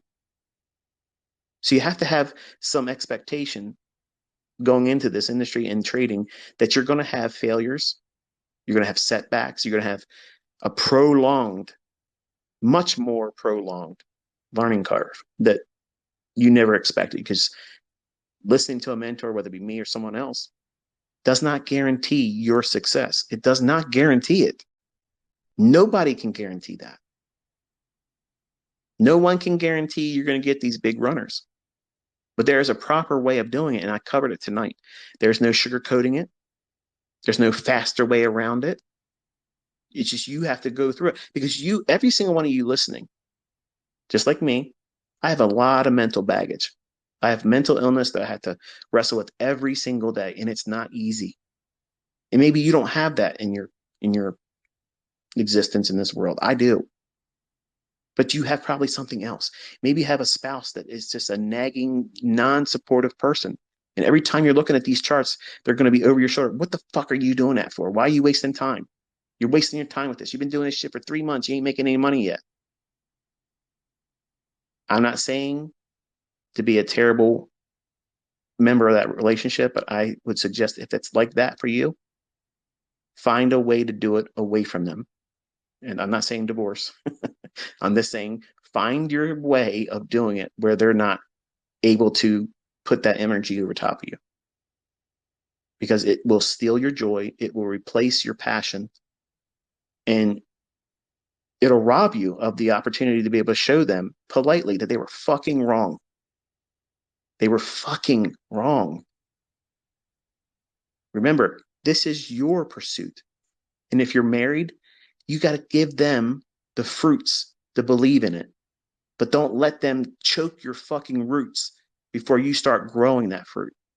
Don't give any opportunity for the Satan, the enemy, the fucking thing that comes in, it creeps in and spoils the vine. Don't give any opportunity for that.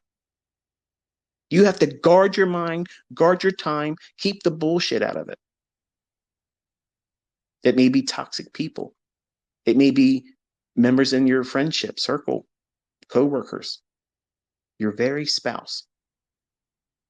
Don't let them do it. It doesn't mean you mistreat them or be ignorant to them. Just don't make it available for them to be able to critique it. Put the work in, and when you get there, then you can decide how you reveal it to them. And you'll have fun doing it. Just don't be an arrogant prick about it. Because I did that and it doesn't work well. You don't get friends and you don't really influence people in the right way. And people will care about your opinion, even for things that you don't even know anything about. But it's really fake friendship. It's fake. It's fake adoration because they just want to be able to get something from you or you do something for them. And when you don't do it, or they feel like they've hit a wall in your relationship with you, they won't be interested in you. And then you'll be the dick, you'll be the arrogant asshole, and blah, blah, blah. And that's exactly what happened with me. A lot of money, a lot of success, and a lot of be able to do this and be able to do that. It's not the same as being someone that is more genuine, down to earth. You're not out there trying to rub what you have in everybody's face, talking down to people because you have more than they have. And that's all the wrong reasons to be doing this. And some of you young guys, you already know that's what you want to do. And I hope you don't do those things, because you might get attention, you might get a following from all that stuff, but you're going to have a whole lot of people that won't have respect for you. They won't have any kind of consideration for what it is that you're doing, because they're going to see it for what it is. It's going to be just clout. And you might be successful, you might be able to make a lot of money, but people don't really give a fuck because they can't spend your money. They can't drive your cars. They can't sleep in your houses. They can't sleep. They can't swim in your heated pools. They can't go into your vacation homes. So none of that really matters. And if you're inspired by all that stuff, once you get it, and listen to me, once you have all that stuff, it's like I had much higher expectations before I actually got it. Like I thought I would have this feeling, I would have that experience. It's not like you think it is.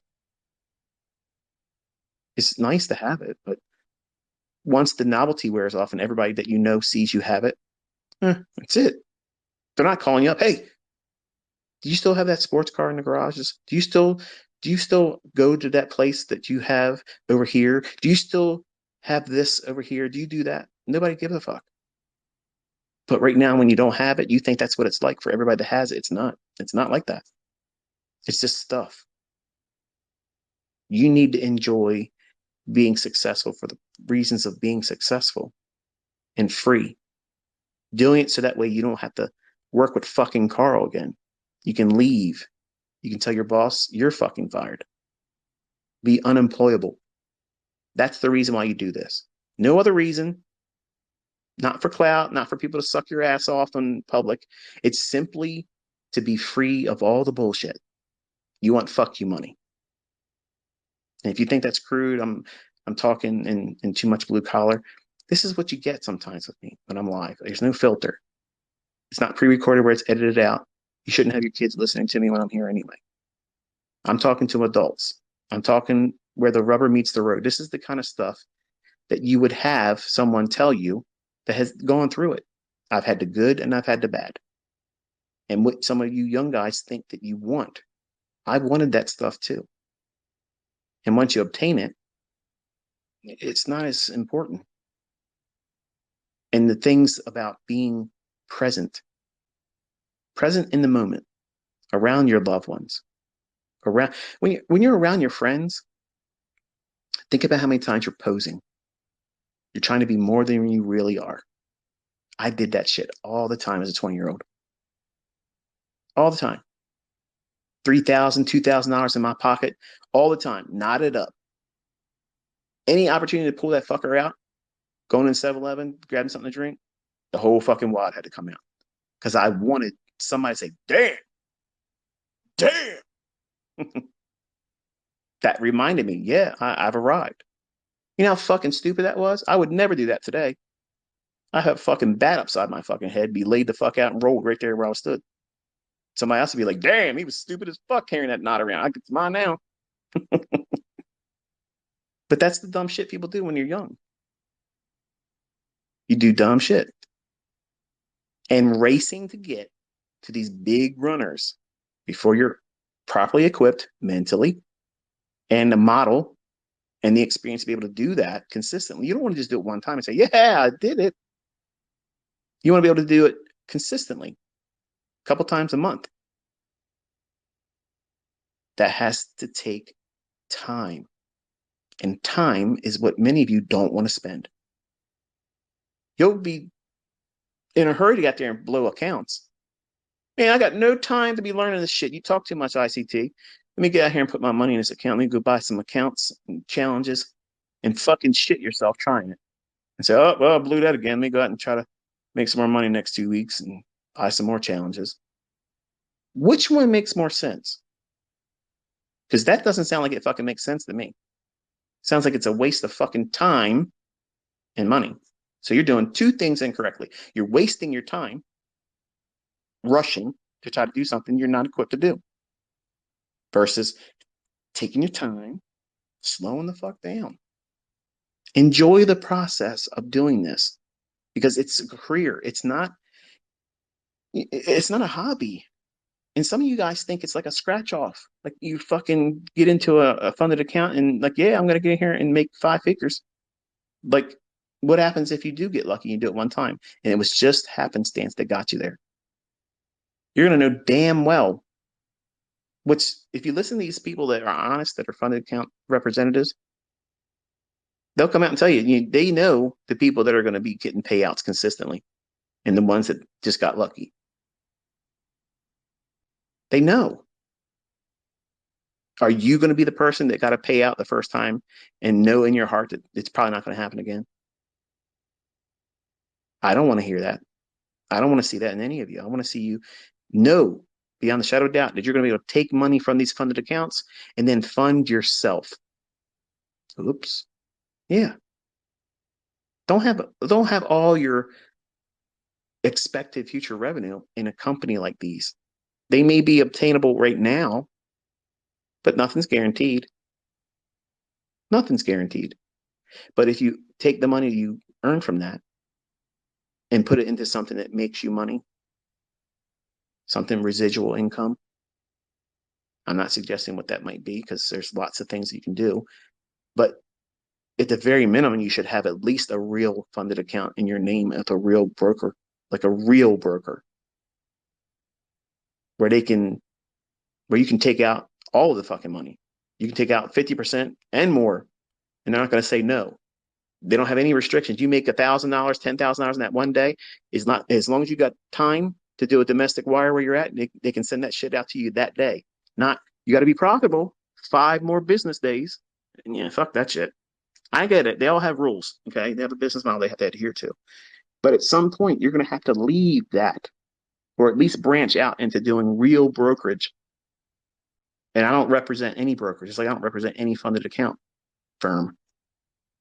I'm not introducing broker. I don't go there. But you need to be in a reputable. Once you start being profitable, you need to take your money and put it into a real brokerage firm. And the things that you adhere to as far as the rules that got you to that point, just apply that same shit to your funded account, approach. Do that with your real money, but do even more strict adherence to rules. Many of you don't like the idea of hearing that. But listen to the guys that are making big money. ICT student does this and does that, 100,000, 180,000, $500,000.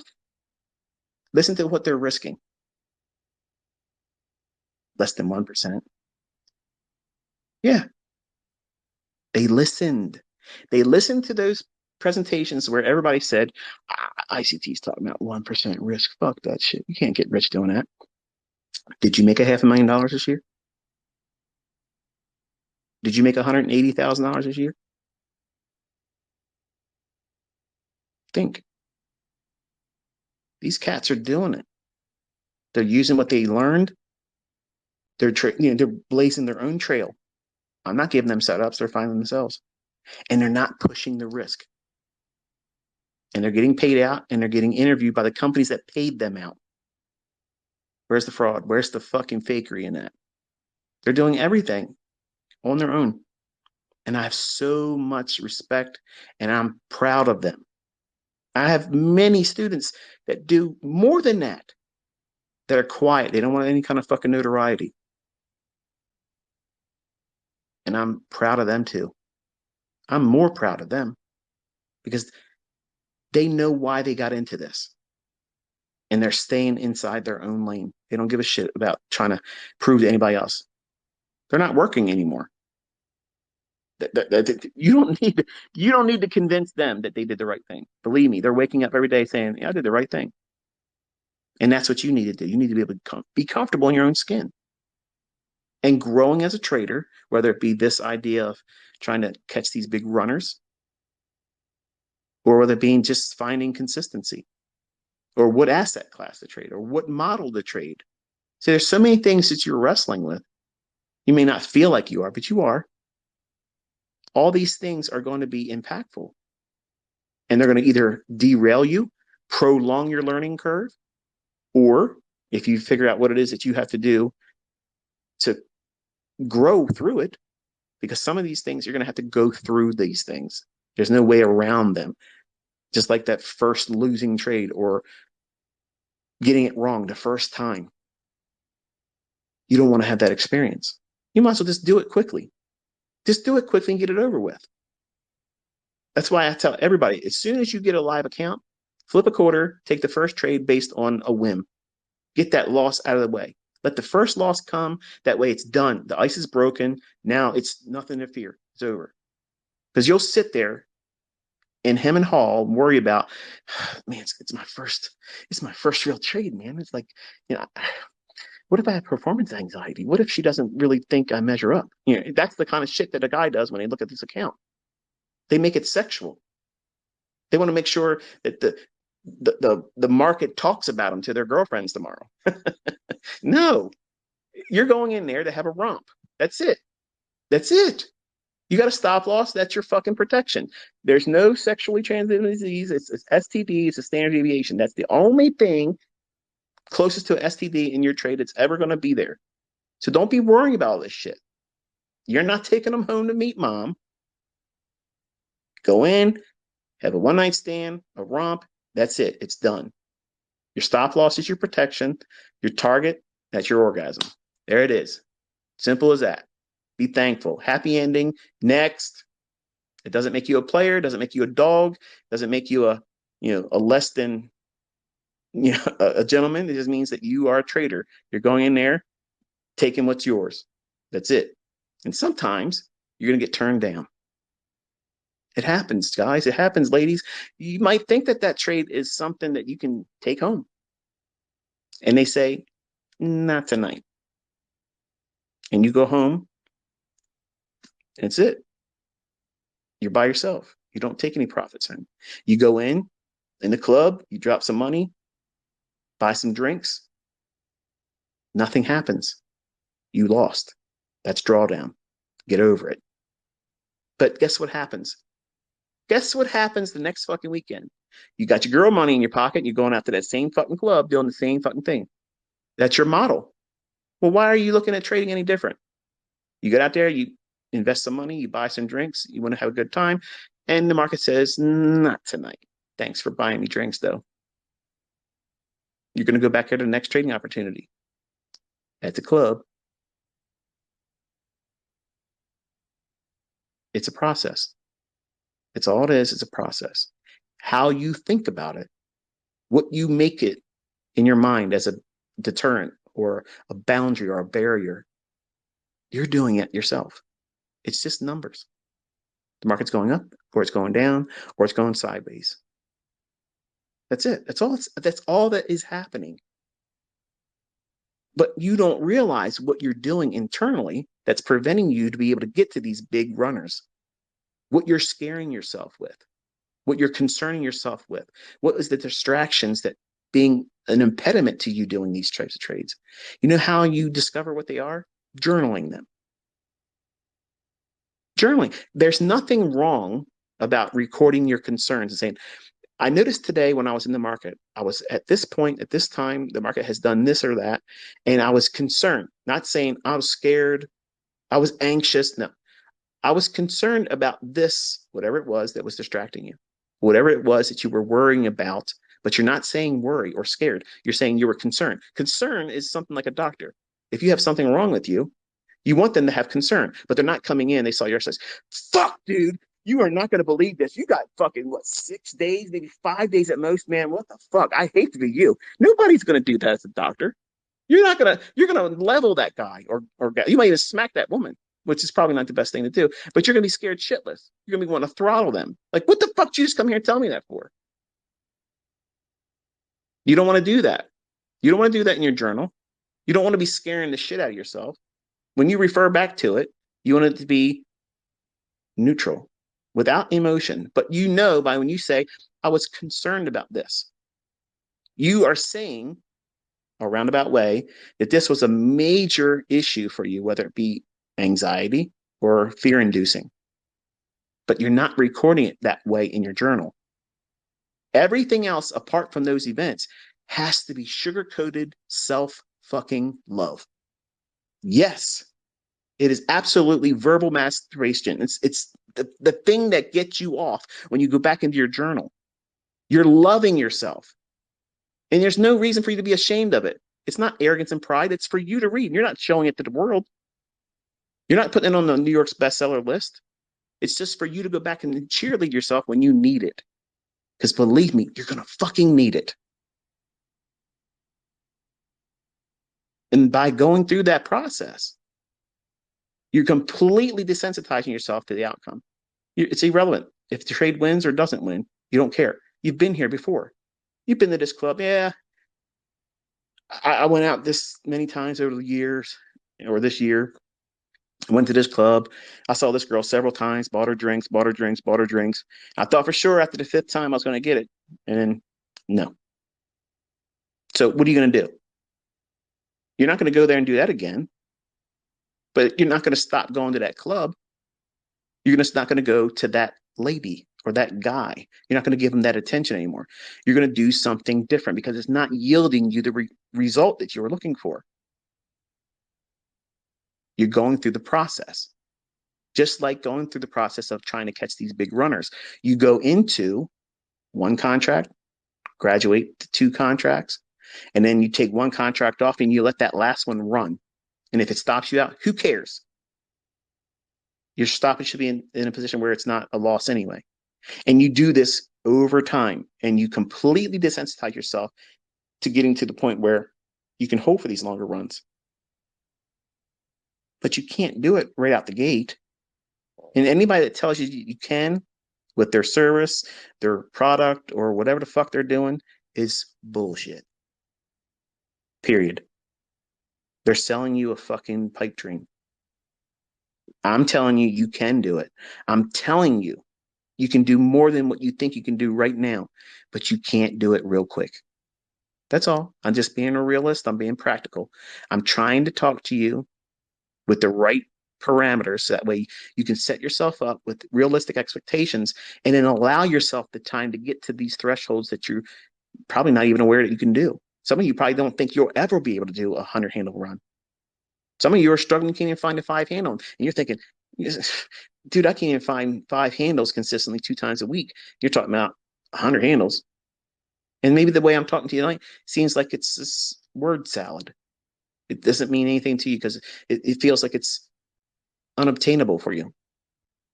Well, that's okay. It's for right now. I promise you, when I first started doing this shit, November 5th in 1992 at 9 o'clock on a Thursday evening in my Aunt Barb and Uncle Stan's house, I did not know what I know about trading right now or even knew that it was possible to know what I know. So how the fuck could you right now place any limitations on yourself when you just started? If you've been doing it less than 2 years, you're still fucking new. You're brand new. You have no idea what the fuck's going on yet. And why are you placing all of this weight on your shoulders? Nobody would do that. Nobody that is successful would be able to go back in time in a time machine, tell themselves at 2 years in experience, say, what the fuck? You're not doing enough. You should be doing this by now. Nobody would do that. But some of you think that that's what you should be doing to yourself. And that is toxic thinking. It draws you to, if you do that in anything, whether it be personal relationships, exercise, weight loss, whatever, a hobby, something you're trying to do well at. A perfect example. Uh, my eyes aren't the best anymore. I'm older and I've been looking at screens all my life, light sensitivity, and it's just I have a lot of shit going on. So When I go to the range and I shoot, my eye fatigue is way sooner now than it used to be. And I'm coming, I'm getting to that age where I'm an older guy. So I'm really seeing these changes in my body and my ability to do things I used to be able to do when I was a younger man. It's a little bit unsettling for me. I took it, as, well, I'll be able to do this. Now I'm not able to do it as well. If you tear yourself down and talk about how, oh, fuck, I can't do this anymore. This is miserable. I'm a failure. I'm this, that, the other thing. What's it going to do for you? That's not going to make you better. And it doesn't make you macho to, say that, oh, you're being a pussy when you talk to yourself. That doesn't make you macho. It doesn't make you more stronger. What it really does is it's beating down your subconscious, and your subconscious is what manifests through your emotions and your psychological response to stress. Yeah. So when you're out there and you're beating your chest and saying, oh, I'm a pussy, I just got to learn how to hold these trades longer, or I don't know why I can't hold these trades anymore, it's just, this does not, you are literally charging your subconscious with so much underlying anxiety that it will always be there at that time when you feel uncomfortable about doing the very thing that you think you want to do, or say out loud you want to do it, or tell other people, this is my goal. I want to be a 100 handle trader. I want to get these trades and make $30,000, $50,000, $100,000 months. Okay, that's a dream when you say it. It's a goal when you go through a process of working towards it and limiting your focus and keeping bullshit from getting in. That it's not a dream anymore. It's a goal. And it's an accomplishment when you go through that process of taking a dream, turning it into a goal, and putting the work behind it and filtering out all the bullshit. That's how people get there. But not pressing into that uncomfortable period with a process of being able to weigh out what it is that they have to do modularly, incrementally, holding on for a little bit longer on the next trade. And when you feel uncomfortable, stop it, close the trade. You're getting out in profit. Why? What is the problem? Did you make whatever you're making in that trade yesterday? Probably not. So are you doing, improvement? Yes. Are you profitable? Yes. Are you adding to your bottom line for the month and the week and that day? Yes. Where the fuck is the shortcoming here? But in your mind, you're thinking it's not enough. It's not enough. It's the same thing, ladies, that every man thinks. Every man thinks this before they lay down with you. Yes, we're talking in crude terms right now, but that's the reality. That's the reality. Men always do this to themselves. They always do it. Man, what, what am I going to be like to her? We lay down together. Am I going to measure up? That's what men do all the time. All the time. And ladies don't do that in their trading. They're not looking at this and thinking, well, am I going to be able to pull this trick off like I did on that last guy I was with? No, you're not doing that. It's money. It means something to you. Men, we think with our dicks. Everything's about measurement. Who can do it longer, last longer, who's longer. That has nothing to do with fucking trading. That has nothing to do with the markets, but that's what you're thinking. And if you're not thinking about it right then and there, you're thinking, when I get this payout, I'm going to be going out to this. I'm going to be trying to get this girl. Yeah. You're trading because you want to get screwed. And you're rushing to get to that because you think that that money is going to make you attractive. It's going to make you more significant. So therefore, the honeys are going to be wanting to warm up to you. And maybe they will. But do you really want one that does that? All the perspective is fucking skewed in this industry with younger men. They don't know what they're doing. They're running around doing stupid shit, rushing to get money for all the wrong reasons. I don't know who needed to hear that, but there it is.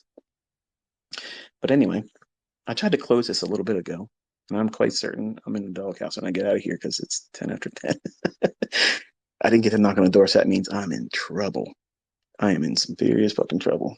So I'll probably have to get some marriage counseling after this one. I knew you was gonna go up there and stay at. You told me it was gonna be. I know, I know. But she knows in November this shit stops, so it doesn't mean I won't hear it. But anyway, I'm gonna close it here. So you've had 2 hours and 10 minutes with me tonight, and I probably wasted some of your time. You know what? You'll be better for it, even if you think it was a waste of time. You heard something tonight that is going to come up later on when it's needed, and even if you think about it again, think about how it is applicable to you. You never need to come back and say you was right. I don't care about being right. But somebody that's listening needed to hear this tonight. Somebody needed to hear these things. Okay. And maybe if you didn't need to hear it and you've overcome it, maybe it was fun to hear how it used to be for you and how you don't have to feel that way anymore. Or maybe you know somebody that's going through it and you've gone through it and they're in the audience with you right now. Okay. And you're listening to an old guy that's been there before and fumbled my way through it and found my way on the other side of it. It's practical information, but you know, nobody at the time going through it thinks like this. They think there's going to be some easy fix, some 1, 2, 3 operation, or something in the trading charts or something that can fix it for them. It's not. It's between your ears. Everything about trading is between your ears. That 7 pound universe that we call our brain. It's a wonderful organ. God has been so gracious to give us such a supercharged computer. We do so many processes. We're so fast, infinitely faster than anything we can create. I don't give a fuck who says otherwise. We have a personality, we have a spirit, we have a part of us that we bring into trading. And all of those things are going to have a major impact and they can be positive. But unfortunately, in the beginning, most of it's the negative. You're coming in here with needs. I need to make more money. I need to be able to pay my bills. I need to be able to be more profitable so that way I can live in a better house. So that way I can have a better relationship because I don't live well enough to get the type of lady or male friend that I would like to have. I'm doing this because I'm lonely. I don't need to be with somebody else right now because you're hurting. And this is going to be compensation for that. It's not. You're still going to be lonely. Lots of money doesn't make you not lonely anymore. In fact, I could imagine that would be worse, having lots of money and still being lonely. So money doesn't fix that. Being successful as a trader doesn't fix those things. They're outside external things that you have to work out outside of trading. Don't come into trading with trading and profitability fixing them things because it doesn't. It doesn't fix up an abusive relationship. It won't make you able to deal with it better. If you're in a toxic relationship, get the fuck out of it. Simple. Hard, but simple. You don't feel appreciated with who you're with right now. You can't do it. You can't leave them. You got to be codependent. That's your circumstance. I get it. Do what you have to do to improve and build yourself up and make it available for you to be able to leave on your own terms and not need them. And maybe, they could see the errors of their ways and maybe you could be forgiving to them and get back. And when you can show them that you don't need to be codependent with them and they'll be more appreciative or she'll be more appreciative of you and maybe they have that same toxic level again or break free of it and then live with someone that really respects you. And that way you can have a very fruitful life. Really just living. Some of you right now think that you might be living, you just need more money. That might be true. And a terrible thing might happen where you start making a lot of money and your comfortable, successful personal life is made toxic because of the money. You don't know what your spouse or your friend that you're in with in terms of relationship is going to feel when you start making lots of money. It might become a point of division. These are all things that you don't even know yet. And I'm not trying to create anxiety for you, but what you think you're getting into this for and how it's going to be, you don't know. Like you don't know. So you have to keep all those things in the back seat. Just keep driving forward Keep your eyes on the windshield, not the rear view mirror. The bigger perspective is the windshield. You got to monitor where you're going. Keep the hazards in front of you identified so that way you can navigate.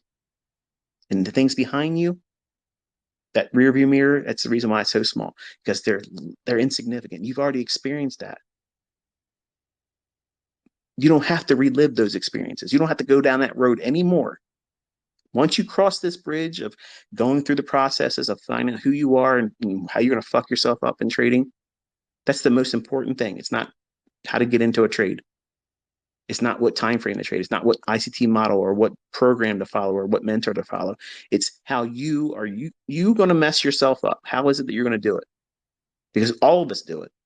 There has never been a trader that walked out into this industry and didn't bring some kind of baggage or bullshit that caused them some kind of blown account, failure, struggling point. Everybody, we're all human.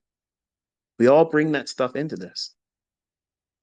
And you don't know what it's going to be for you. Some of you probably do, but you're going to discover it's more shit than just that. If you're unorganized, impulsive, you're going to know about it because that's how your trading is going to be. I don't journal because you're disorganized. I don't know when to take a trade. I'm impatient. That means you're not following a rule-based idea. I tell you when to focus on the trades. It's inside of a 60-minute window.